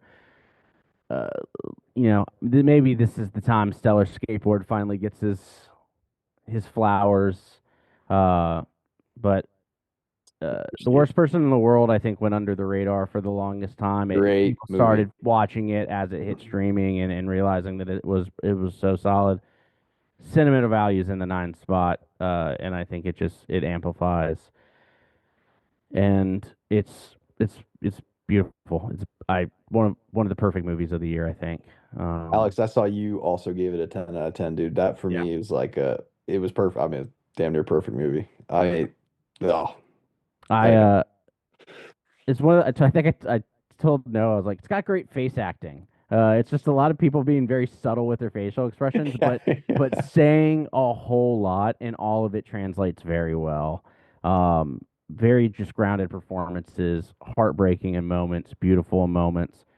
I can't give away my favorite part because I think it shatters the entire movie if people know it going into it. But there's one or two moments where there's just really things click, and it just shattered me. Renata Rensby, dude. Yeah, she's amazing, man. Like that the whole like Agreed. saying stuff with your face without making a face. Like, how the fuck is she doing that? Like, I don't even. Yeah. Yeah. The whole ensemble. This is probably one of the quietest ensembles of the year, and everyone absolutely crushes it. And this was Noah, myself, and you, Evan, were the ones that had it elevated to this point. So number 9, sentimental value. Noah, any final thoughts before I jump to our number 8? No, just I will just say I think you guys are just slightly higher. My only like why it's a 9 for me and not a 10 is because I'm comparing it to my other two favorite Yoakum Triers, which are still Worst Person in the World, but also Oslo, August 31st. Um, yeah, with Anders Danielson Lee, who is in this and in all of his movies. If you haven't seen that one, guys, go watch Oslo. That one fucking wreck the shit out of you, but it's so good. It's so good. All right, But yeah, continuing with the loved it. familial movies and things that'll make you cry. Number 8, a sweeping poetic western that feels like an instant classic, based on the Dennis Johnson novella. It's a beautiful, lonely film about a man's life at the edge of the American frontier. It is Train Dreams, that's our number 8 spot. Quiet, vibey, made me bawl like a baby. I could not talk to Sam for the rest of the night. I sequestered myself. Hey, I'm gonna go to bed. I can't talk to you tonight. It's fucking unbelievably. That movie, I don't know. I had it as my number 2 slot, I think. So I don't know, maybe a little higher than the rest of the group. I don't know. Alex, where did you have it? Because I know you gave this a 10 out of 10 as well. I did. It was in my number 4 spot of the year. So Okay. this is where I'm going to shout out my wife, who is 9 months pregnant at the time of this recording, and I made her sit through way too many movies where children died. Shit. Not and good. every single one of them, she was a trooper and held it together like a champ. And then you pan over to me, and I'm the one bawling my eyes out because it's hitting me so hard. Um, so thanks to, shout out to my wife for letting me put her through that. She was the one, without giving too much away, that wanted to go see another famously sad movie about pregnancy and children, and that was her choice. So I'm not taking the blame for that, but that may still be on the list. So we'll wait and see. But Train Dreams, Netflix, you should watch it. Number 7. Jeez, we are some sad saps, y'all. We are gluttons for punishment. Stephen King, as a Bachman, is back up here now. Brutal psychological marathon that captures hopelessness, and it's just the story of America as an allegory of a long, long walk, and it is The Long Walk in the number 7 spot. Can I just Brutal. say the line that has stuck with me most out of anything I've seen this year, whether it came out this year or not, is I did it wrong. Just that kid screaming, I did it wrong. Oh, Has it's haunted me ever since I fucking saw it. one of the things I think works so well about this is that how quickly they are able to get you attached to each of these individual characters throughout, and how much Even, they make yeah, each departure hit the way that it even does. when you know that all but one of them are gonna die, like you know that, like that's the premise, and yet you still are you're holding out hope for so many different people for so many different reasons. You're going through the same thing of like that they're all going through of should I get attached to this person knowing that I'm gonna lose them one way or another. Yeah. But you can't help it. You I will say this will be the time to highlight two performances that will not get any love this award season, and that's David Johnson and our Cooper Hoffman, Cooper Hoffman, yeah. Hoffman. This movie doesn't work if they aren't I'll just connected kind the of way that say they are. Incredible. down the line, I think there's some other great supporting performances as well. I think kind of uniformly across the board, most of the kids are pretty fantastic. Not saying there's not some weak links in there in the like supporting cast. But there's a lot of guys that I'm like, I got my eye on you now, kind of thing. It's like I was Mhm. already excited for the two of them, but yeah, there's some other people in there now that are going to be, oh yeah, what are they It just doing next? every little thing in that when the kid rolls his ankle sideways and he's hobbling on it, like Yeah. that. I Yeah, mean, it's one of those where like you know what's coming in some way, but you still are just you're feeling every bit of that build up to it. Definitely the most on-screen defecation of any movie this year. that's true. Easily. That is I, true.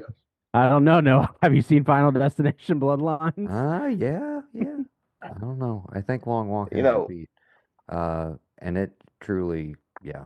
That I do. That's another one because it was such a strong theatrical experience. oh God, yeah. I've been, reticent to check it out again at home. Um, So yeah, I'm interested in how it plays on a rewatch, whether it I am too, but I'm fluctuates also up or just down. like, But I'm also like, do I even want to watch it again? yeah, But yeah, exactly. still rated It's an very, very highly for emotional. me this year. You're putting yourself up for some pain if you're going back through it. Like, Yeah, you gotta know what you're getting. Moving on though, as we continue to push through our personal little marathon. Number 6 brings back the man who changed the zombie genre forever. Danny Boyle returns to the fuck yeah, apocalypse, and 28 Yes. years later, uh, 100%. this was on Noah, Patrick, Gavin, Brendan, Evan, Barham's list. Talk about it, my friends. Dude, talk about expectations, just totally thinking it's going to be one thing and it's a completely different thing. I mean, Oh, The it trailer turned it, lied but it to was us. so beautiful. yeah, It was in a so great like, way. yeah, I no, totally agree. it took it still fit and it felt like it was the follow up, but it evolved. I, It I, turned into like the most poignant scene that I think I've seen in a couple of years. Honestly, that whole sequence at the Bone Temple. who knew a zombie movie could be about a meditation on life and death? It's No, pretty fucking yeah, awesome. and just It's like, nail it. dude, and I will say this, 'cause I was thinking about this the other day because I'm so we already have like our tickets basically bought for we have for Bone January Temple. 16th or 17th Bone Temple. We're so 16th, yeah. excited. And but I was thinking like I was like if it's not Ray Fiennes doing that part like that it does not hit the same way. It just it like Yeah, it couldn't. it totally hinged on that performance and it's unfortunate that he probably won't get the recognition he deserves. I don't know. I think he's fucking I just mean, anything he does. well, I was able to sell it to like Tari is not a zombie movie person. I was just like, Tari, I swear, it's not. It's a coming of age story. It's about this kid like coming of age in a different world than we live in, but it also is this meditation on life, and there's some just beautiful, poignant moments, and it's the least. I'd say it's probably one of the most unique zombie movies that I've ever seen. Easily, like it So wasn't. I could never have expected that, but I was No issues delighted with the that that's ending what it either. was. I have no notes, no Oh, problems with the absolutely ending. not. It did not No, work for everyone. that I just made me know a more lot of amped. people did not rub me the That wrong just way at made all. me so much more excited So for excited. what's coming in Bone Temple. Early reviews have been very positive out here, so I'm excited. They already greenlit the fourth or the next The- one or whatever. So Well, yeah, the Well, third I really of this appreciate new that they handed trilogy, it, whatever of the we're new, yeah. yeah. and I appreciate that they handed it off to a new director and let them kind of let her take the reins and kind of go. Yeah, it's Nia Like someone who's a DaCosta fan of it. who did the Candyman Which I loved that one prequel, too. and But I think that's the right way to give it to a The fan Marvels of as the well. original source material and let someone who enjoyed the original make the new version, like handing Yeah. that torch off. and I think the intention is for Boyle to come back and do the third one, which will star Cillian Murphy, is the idea. Yes, so I excited. hope Everybody so. go watch I Bone hope so. Temple so that they make that third one for sure. Multiple viewings, I'm sure. Yes. 16th, I'll be in there. All right, and then we are at it, the top 5. The first movie that was on everybody's list. Just the Minecraft. continuous brilliance of a quality whodunit. The movie that is almost as good as The Last Jedi. It's Ryan Johnson's Wake Up Dead Man. Yes. Great. On every list imaginable, and it looks like Barham had it the high. Matthew had it the highest, so Barham, out of our present guest today, had it ranked the highest. But also, I want to hear from Gavin, who I haven't heard from in a while. Knives Out 3, my man. I think we talked about it on the show last episode and in previous ones, but Barham and Gavin, why Knives Out 3? Wake Up Dead Man. It's Gavin, really, go ahead. it's the priest that does it for me. It's all him. Yeah. The guy from Oh, Goonies, not the probably. young one. No, I said it He was was in that one Coen Brothers movie too, wasn't he? yeah, I think that one with the about the men, right? He's in Sicario The too, old I one? think. No, we talked about it last time, and I know Noah kind of zoned out when I was talking, but I love that this one is kind of like Knives Out, that he's just there. I like that he was in a slump and was like, I need a case, and that they kind of set the sequel in COVID. But I like this one was like perfectly standalone. I believe there was still some kind of mention of like another case he had done. Like I said the other day, you could just give me like one of these every 2 years with him, Ryan Johnson, and whoever else wants to come to play, because it seems like everybody wants to come to play with him. Like if you look Yeah. at all the stars who have been in these 3 movies, you're like, wow, really, all of them? And it's just, I don't know. It was, I didn't have a problem with it. I It's kind of had a little bit of recency bias because I just watched it, but There were some folks that were It's Hercule underutilized in that extended Poirot. cast, but it's Southern Hercule Poirot, and I love it, Agatha Christie.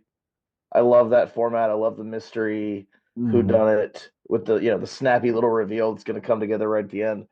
I love it, and I love Shaggy Benoit Blanc with the longer hair. Oh yeah, Like the more definitely. I've gotten at every movie with his character, I just enjoy him more.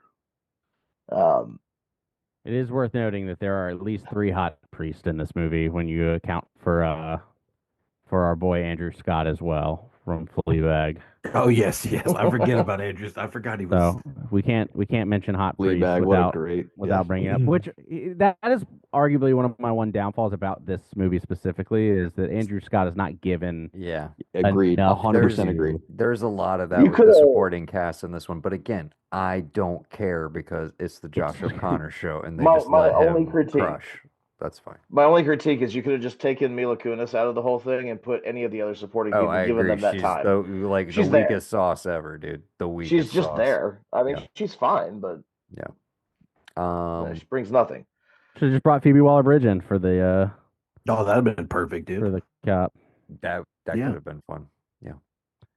So Wake Up Dead Man, highly rated by all. We'll move on up to our number 4 spot.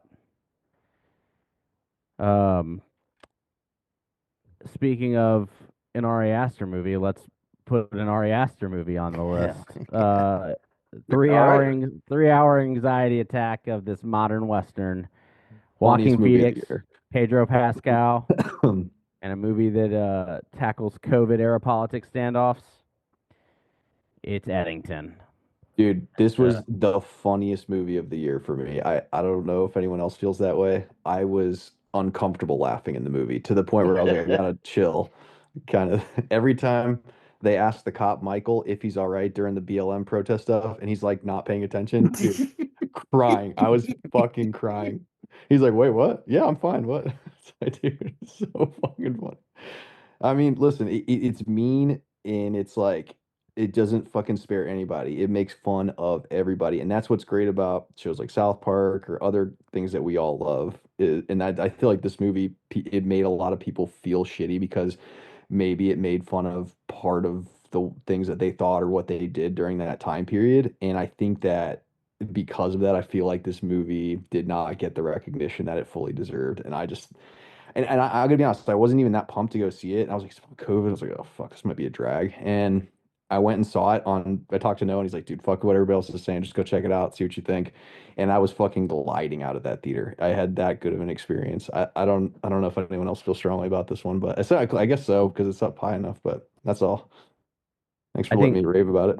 The way that it escalates continuously and just gets kind of more harsher and harsher along the way, I think helps elevate it. And I mean, it may be my weakest Ari Aster movie, but out of the four are all great. So I don't, what's the worst in just a high quality catalog that he's got? Who else? Eddington. I mean, it was my number two. I've at this point I've talked. Oh, here he swings in.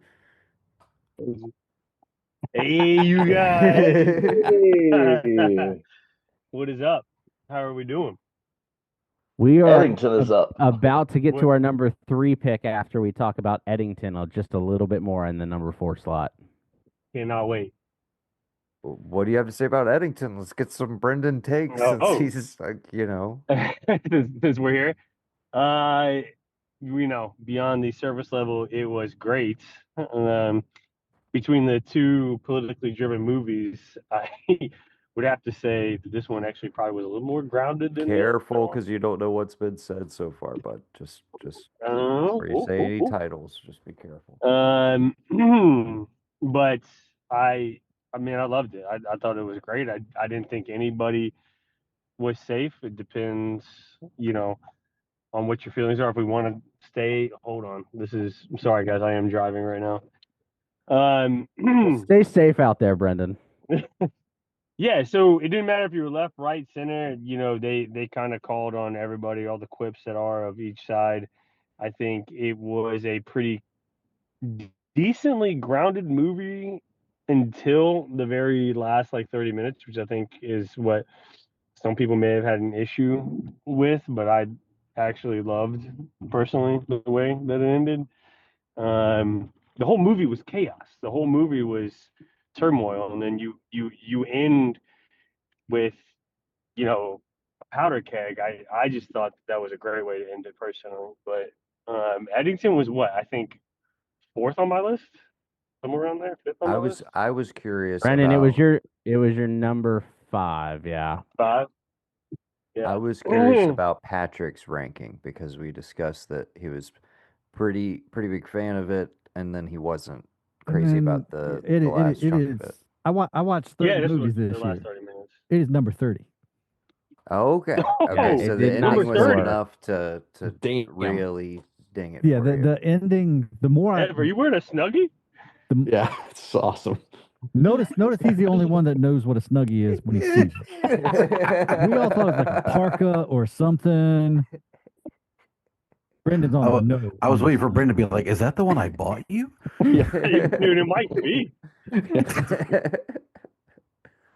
But no, the more I think about the more that I thought about it, the more I just dislike it because of the ending. And I do want to say that this is listed as a very divisive movie. Everything that I've seen, and I wanted his downfall to be his own doing. I wanted the airplane. It didn't matter. He was going to die anyway. The airplane was already on the way. No matter what he did, he was going to die. So what he did didn't matter.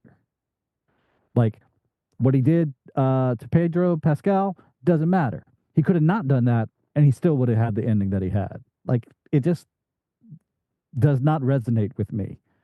Like I think the performances are great, but the ending just more I think on it just is like, nope, I dislike this.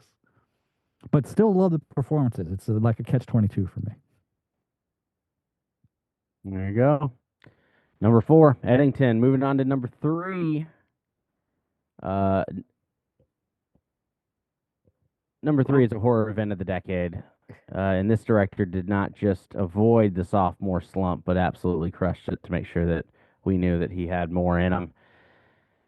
Complex structure, non-linear epic about missing children and maybe a little witchcraft. Oh, It's yeah. Weapons Hell yes, dude. from Hell Jack yeah. Greger Weapons, in the dude. number 3 spot. That's you know what, and I think that's where it's deservedly, spotted. I think that's a great spot. Love. I'm proud of everyone. 100%. Hey, you all did a much better job than Band of Brothers. This is where it belongs. I am proud of you all yet again. Was this your number 1? This No, was it's my Brendan's number number 2. 2. But, Gotcha. Where'd y'all Two. have it? I had it at But it- 7. I mean, folks had it across the board, but everyone had it essentially kind of with the I either had it everyone at pretty much 10 had it in their 10 top or 10. 11, I think. Yeah. So, yeah, Just high great. points across the board. And I think at this point, I feel like most- Weapons we covered pretty well in Arctober, unless anybody Yeah. has any like Yeah. thoughts Just a they very really want to jump in satisfying, with. I will very just say satisfying having ending.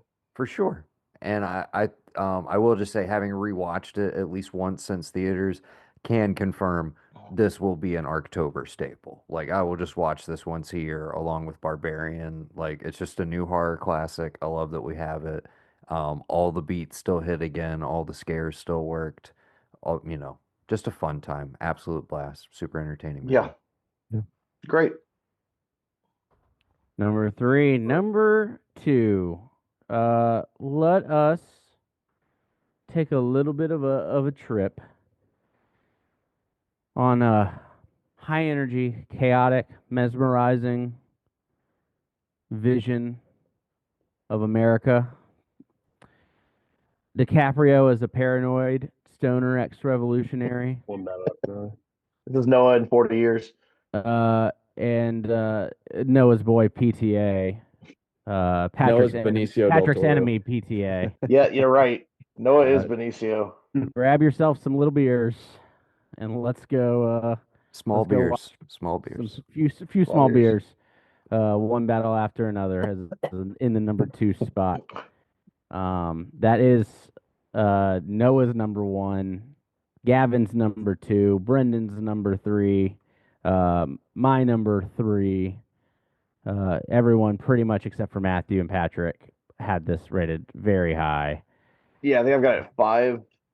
I had maybe. a 5 as well. Yeah, it's Or maybe 4. So one battle after another. It's in the 2 spot. I think I Noah, also talk to me about this, you Christmas adventure, you. Who did you ask to speak? No. Hail Saint Nick, and yeah, it was my most anticipated of the year. Didn't fully know what to expect going in. I had debated reading Vineland because I kind of did that with Inherent Vice, and knowing that this was an adaptation going in, I was like, well, do I want to have some background? Do I want to just approach the movie? Blah blah blah. Anyways,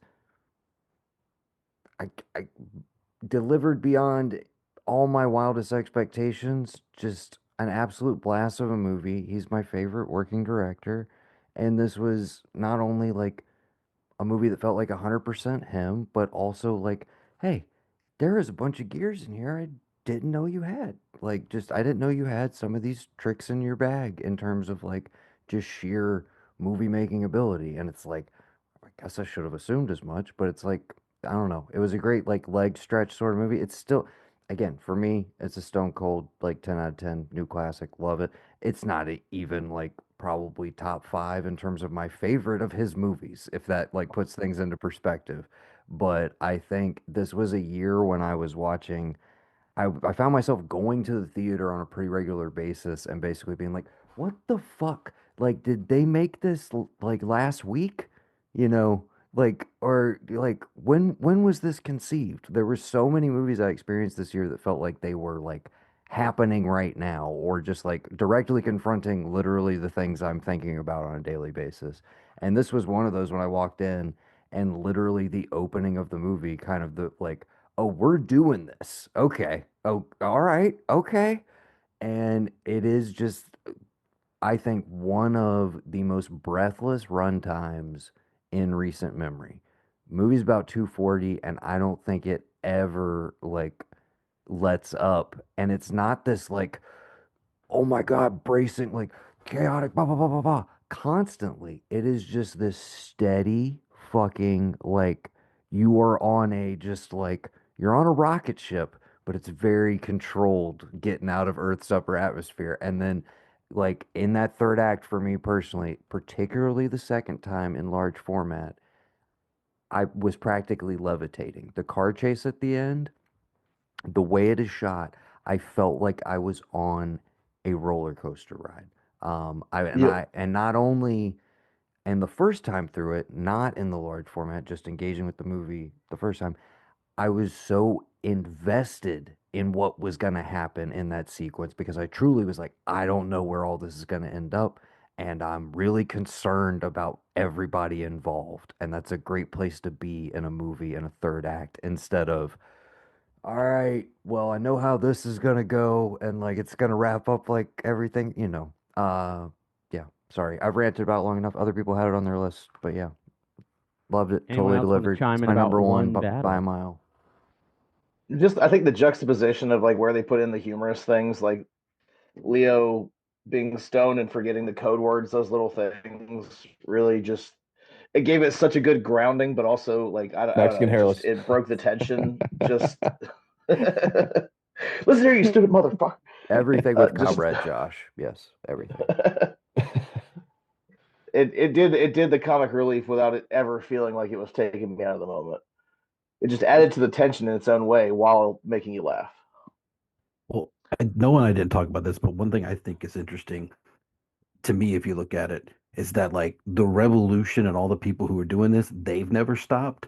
But really, the only reason why the government is even there is Sean Penn, the Christmas thing. Like after that initial like Yeah. roundup, the government doesn't care, but yet these people are still on the front lines. The revolution isn't televised, all that kind of stuff. And I've just always thought it was interesting that like because Noah talked about it when he and I were texting about it that like just look at what the main character does. Look at the guy you're following. Just watch him move through the world and see what exactly he does relative to everybody else around her. Because when I was watching it with Becky, one thing I was like, he's freaking out about this because he's like, he's lived it, he's had it his entire life. This is like Tuesday or Wednesday for Benicio. This happens all the time. This isn't anything new.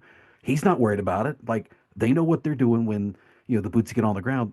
It's like, it's just another thing. It's not a big deal. But to him, he's like, he's in it. He thinks it's all his fault. He's like, I can't believe I brought this to you. And he's, running a mile a minute. And What does Benicio's he just like, tell him? okay, He's like, maybe I'll get Rob, arrested. we've been Take laid the rifle. siege for thousands of years. Years. You're right. Yeah, exactly. Yeah. So. Number two, one battle after another. Now let's take a brief moment to talk about our honorable mentions. These are the movies that had at least 2 votes, but just scored too low. From our lowest score to our highest score of honorable mentions, here they are. Fantastic Four, First Steps. Captain America, Brave New World. Oh, I had that on bad list. That was terrible. Well, you can blame the it same was a people that great got comic Death of book. Barum, these Death are of a honorable Unicorn. mentions. These are Honorable, sir. Dishonorable, sir. Nobody 2. Very personal pick for me is Ephus was listed twice. Hell yeah. Little baseball hangout movie. Havoc, Ephus rocks. The Return of Gareth Evans was on there. Materialist was listed twice. The Naked Gun reboot was listed. Sorry Baby flew under the radar, I think, for several folks, and it's absolutely movie. worth the watch. Really like that. Let's Need get to check our on girl Kirsten Dunst a shout out with Roofman Hell getting yeah. an honorable mention as well. And Jay Kelly almost made the list with 2 votes as well. So those are your honorable mentions. Going into our number 1 pick of the evening, I think it is probably safe to say that people have an awareness of where we are headed. The only other movie that made it on all of our lists across the board. It was a cultural movement for most of the year. It's still being talked about. It also came out earlier the year, but it's found its legs still in conversation for the award shows. I think no matter how things play out this year, from a Best Picture standpoint, this is the definitive movie of 2025. From Ryan Coogler and Michael B. Jordan, Sinners is the number 1 movie for the ARK of E The podcast. Coog. Fuck yeah. And I don't know what needs to be said that hasn't been said by the entire cultural movement. This had to be on everyone's list, I'm assuming. It was. Like this was a unanimous decision. 2 Everybody movies. saw this. It 2 found that little movies head in, and it yep. just it licked it like an ice cream cone. So everyone had it there. Patrick had his number 1 spot. Matthew had its number 1 spot. Barum at number 3 or number 2. Oh, I had 2, yeah. Gavin at number 1 spot. Sinners is the number 1 movie of the year, and I think that's pretty well reflected across the board. I agree there. And like to your point of movie of the year, I think this is the one. Like I'm just looking through my list. Sinners on my personal favorites list is my number 5, but I'm like, if you're gonna ask me the movie I'm gonna be watching the most over the next 25 years of this list, it's definitely gonna be Sinners. Like I'm definitely gonna go back to that more than I'm gonna go back to Eddington or One Battle or The Long Walk or some other stuff I could name that maybe I don't know if we're doing Definitely and stuff. Yeah, But like Long Walk was my number 1, but it's not something I want to watch for fun. But I think that speaks to like Sinners is But- obviously so high on so many of our lists that I think Well, that it did 100% is the collective favorite. Like when you can manage to have your antagonist not actually really even be the villain, but still very much the antagonist in a classic genre. I thought it was so well executed. the amount of depth that is there while still being a just purely entertaining like thrill ride of a movie, I think that's people trapped in a house, again vampires. my platonic ideal of like what I want out of movies in general, which is like, dude, if you can give me that and also make me think a little bit while I'm enjoying it, I'm like, you got me right in that sweet spot. That's all I'm looking for. Put the movie aside, I think it was my favorite movie going experience because I'm sitting with Becky, and when we get done, I look at Perk, and Perk's like, "See what you get, fuck with those white women." I was like, "You got it, buddy." And it was just perfect. Like he loved it on a whole new level. It was like he and I talked about it. It was like From Dusk Till Dawn, Lost Boys, all these, like it's all every vampire thrown in together, and it's just it's just perfectly original, no other source material, yet it does pull from all the other things collectively that you think about for that genre, but again, does it in its own way. I think the sequence where they go through the time of dancing and like the music, I think that's probably my favorite thing I've seen put to screen this year. I would have to say, I think all these months later, I don't think there's another individual sequence that I would put up against that still. Yeah. One of the best. And so I'm proud of that being consensus, like the best movie of 2025. And I know everybody, it's been talked to death. When we're still watching it the next 25 years, the idea that like the creator gets to get it back sooner rather than later.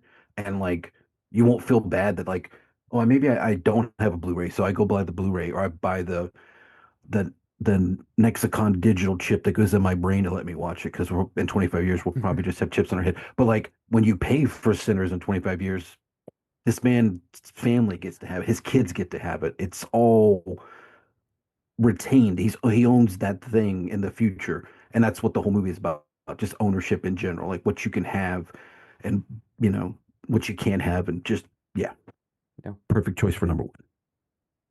There you go.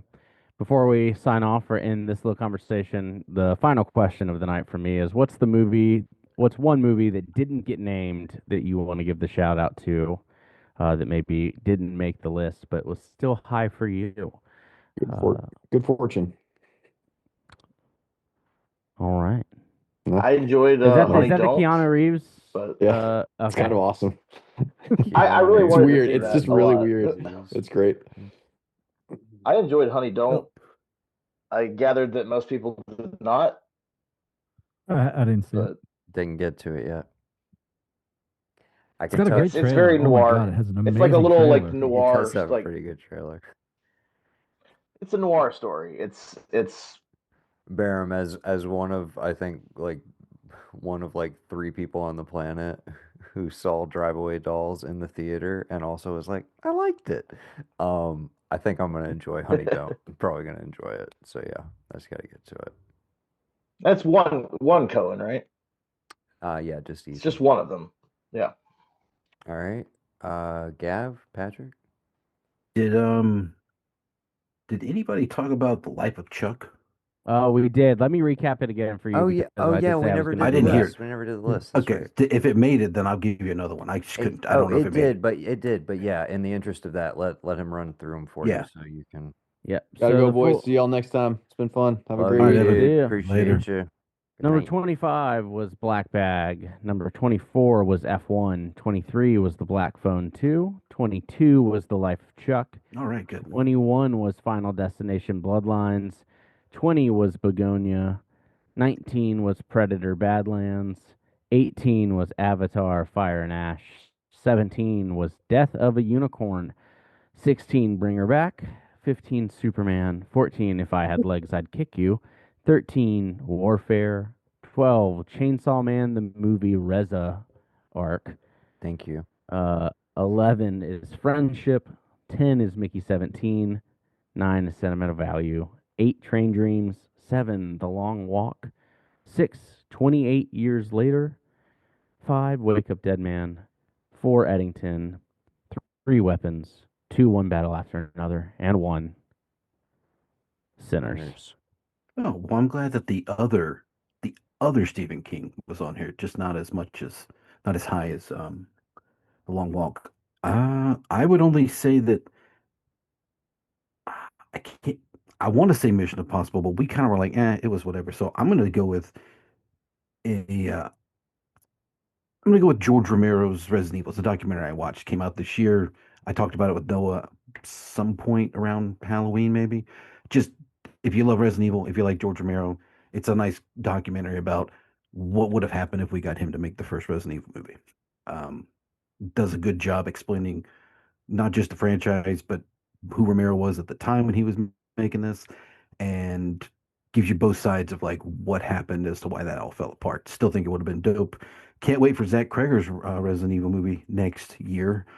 And yeah, that'd be the one I would shout out since Life of Chuck made it on the list, which I'm happy about. Just such a sweet movie. Yeah.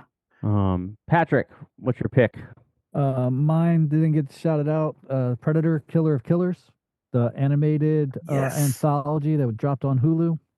I forgot about that one. Yes. Like it was 3 Predator movies boiled down to the essential core set across history that just hit hard and hit fast and left you wanting more. The with only an exactly intriguing ending. The And only that's thing my I one didn't like downfall about it is I wanted movies for all of those concepts, and now I Yeah, feel like yeah. they burned them in an animated thing, and I'm just like, no, those should all been hour and a half long movies, please. Yeah. To that point, another example of just an anthology where all of it works. I do Yeah. think all of it was very watchable, very enjoyable. But to Noah's point, I want a 2-hour Predator Samurai movie, and I feel like I'm never gonna get it now. I guess I could go back and watch the original, but who's got time for that? Hey, you can pay AI to make one, I'm sure. Yeah, no, thank you. Pay your artists. No need to get the Death to AI AI. slob out there. Mine would be The Ugly Stepsister, I think, is my call out that was on my top 10 that not a lot of folks watched, but dark fantasy, just some brutal body horror, and it all works. I think for those who are kind of in that gothic space, I think the way that people talked about Frankenstein, which is a movie that I didn't love, I liked, but I didn't love. I feel like The Ugly Stepsister scratched a lot of that itch in a much stronger way than Frankenstein did for me. And so The Ugly Stepsister is my pick to throw out there. Noah, that's the list. I'm sending it back to you. I guess I will shout out once again, Vulcanizadora from Joel Petrakis, which was my number 3 of the year. As mentioned before, it's basically a sequel, so I highly recommend people watch the film Buzzard beforehand. But yeah, that was my number 3 of the year, so I want to make sure it gets a shout out. If you don't feel like watching a movie beforehand, I'm going to sneak one in because it's my show. Sorry. My number 4 is called Die My Love from the incredible Lynn Ramsey. And that is on HBO right now. You can go watch it if you missed it. And I recommend if you're going to watch it, do it with headphones. Best sound design of the year.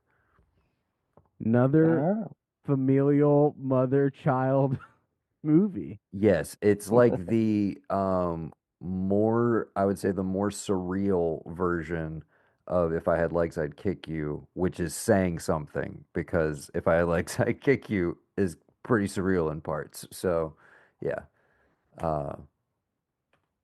True.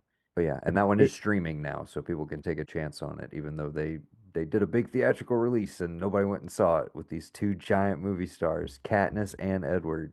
Nobody wanted to go see their movie about them.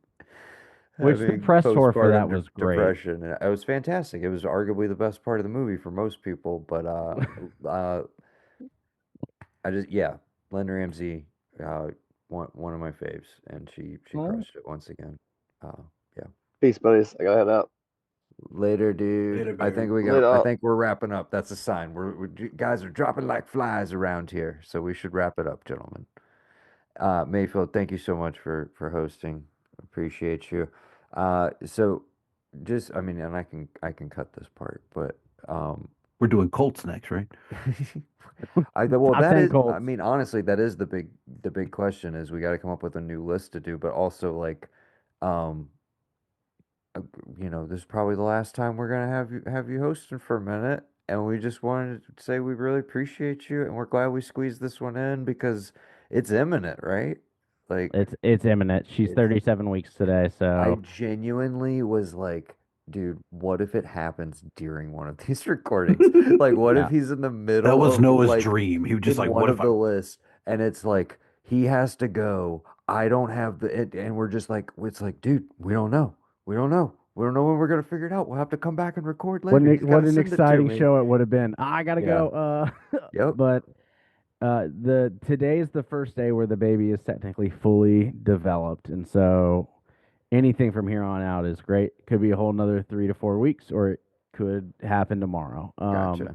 It's probably unlikely that it would happen tomorrow. I would suspect, anything can happen. She did go, can't you just send the list? And I was like, I could, but it's the last one. It was Who's gonna do? Who's gonna do my stuff? The last one. Who's gonna do my bits? Who's gonna do my 2020. bits? Who's gonna piss off Brendan?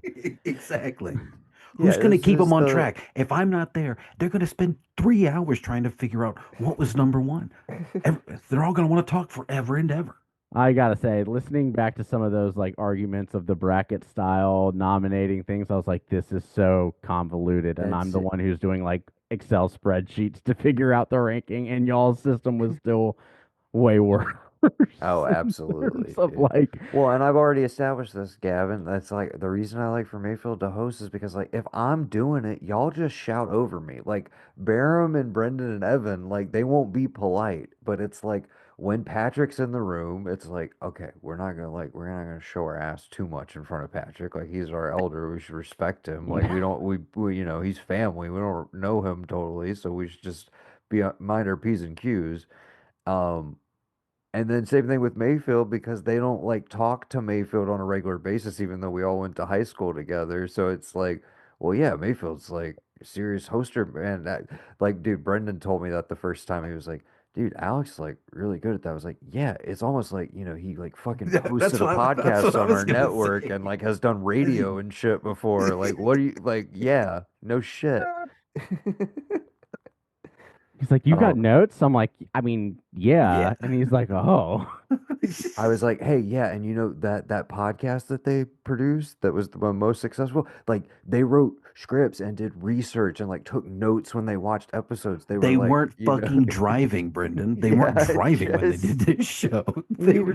it's We need to get crazy, our right? friend a microphone and a computer that he can sit down Brendan, with. spoiler alert for when you listen to this episode, it'll still kind of be like a present. Dude, I bought you a good pair of over-the-ear headphones, mainly because of when we play video games and I have to hear myself through the television when we're talking. But I bought you a nice gaming headset for Christmas, and I still have not seen you in person since Christmas. It's in my car. Don't buy headphones. If you're listening to this episode, don't buy headphones, but you will have them for recording in the future. So, And there's This plenty is of mics between the two of us that he can have. yes. you also need to give hosting duties out to a couple people so that they can mute individual participants because this is the third episode in a row Brendan started having a side conversation with whoever's sitting next to him without muting and being like, oh, they're talking about one battle after another. And it's like, Brendan, I gotta mute you, guy. Yeah.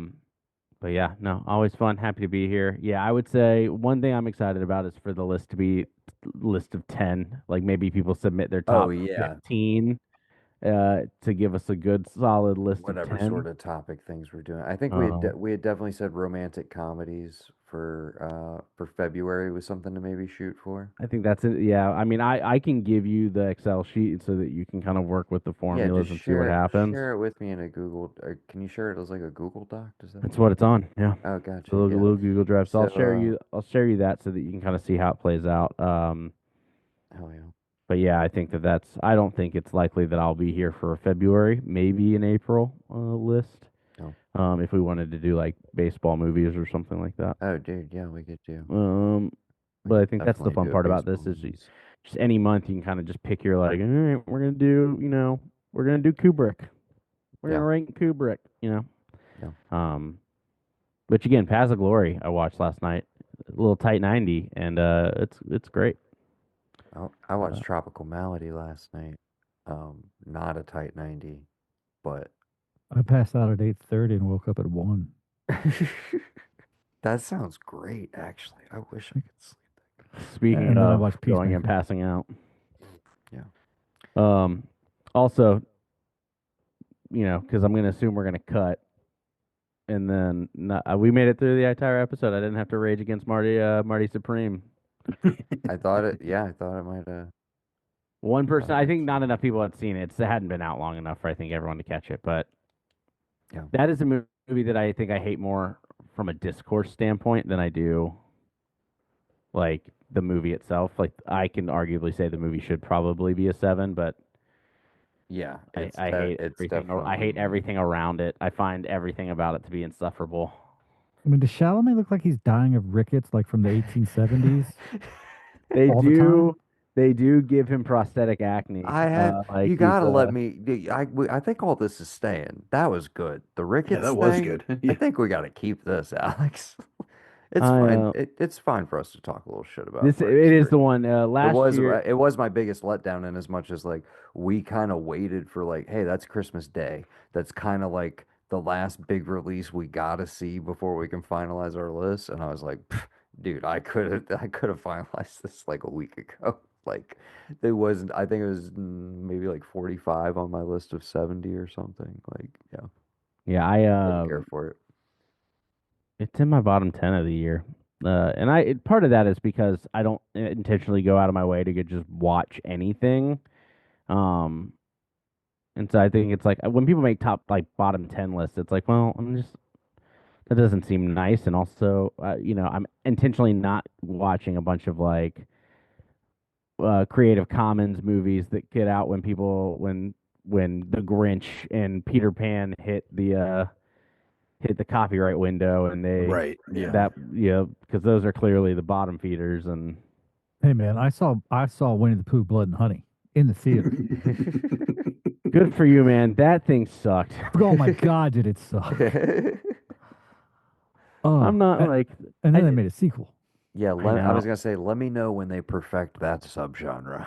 They don't, and see, that's the kind of kicker with it, is it's not it's not far off from AI movie making, right? Where it's just you are taking a property that you don't give a shit about, you're not doing anything fun with it, you're just literally saying, if I can make this thing for $50,000 and sell it and get 70,000 back, then great, I made my return. And I think that you got this one dude who's doing that with pretty much anything that's hitting the window, and they're all bad. They're all terrible. They all make no sense.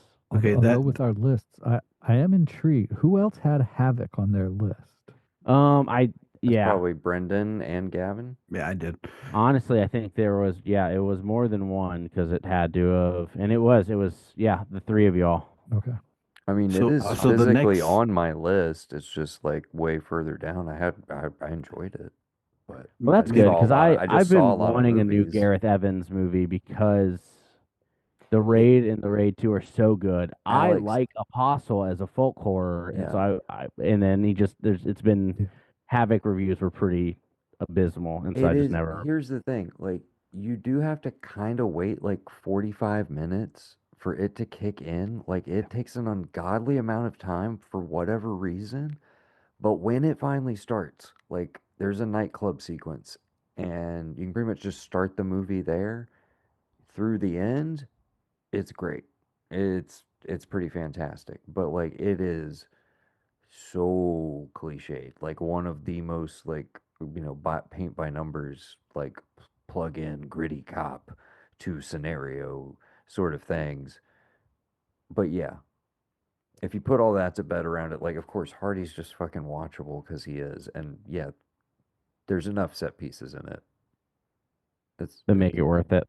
It's worth watching once on Netflix. There's so much worse shit on Netflix. Well, For sure. speaking of the one other movie that didn't get the shout out that I think is like genuinely solid, and it's gonna likely win Best Animated Movie over Chainsaw Man, is K-pop Demon Hunter.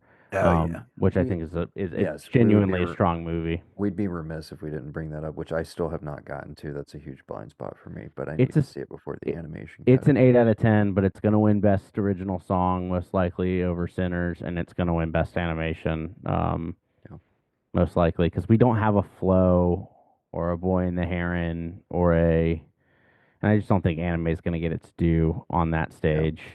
Well, that'll be another thing coming up. Whether you're able to join, but of course we always do our Oscar prediction pool, so we're gonna get everybody's take on that.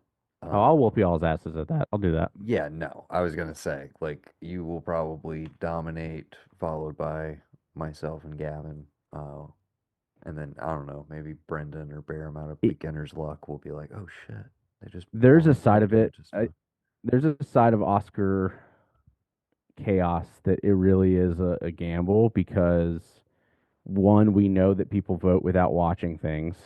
Yeah. And then two, even if I've seen all 5 of the animated shorts, it is really sometimes a coin toss between 3 of them, or 2 of them, because it's a coin. But you know how math works, and it just who knows how the Academy's feeling on a given point. So some of those things, and then sometimes it's just weird. It's like, yeah, we think Frankenstein needs something, so production design. And who's getting honored for their body of work, not necessarily the picture that they're in.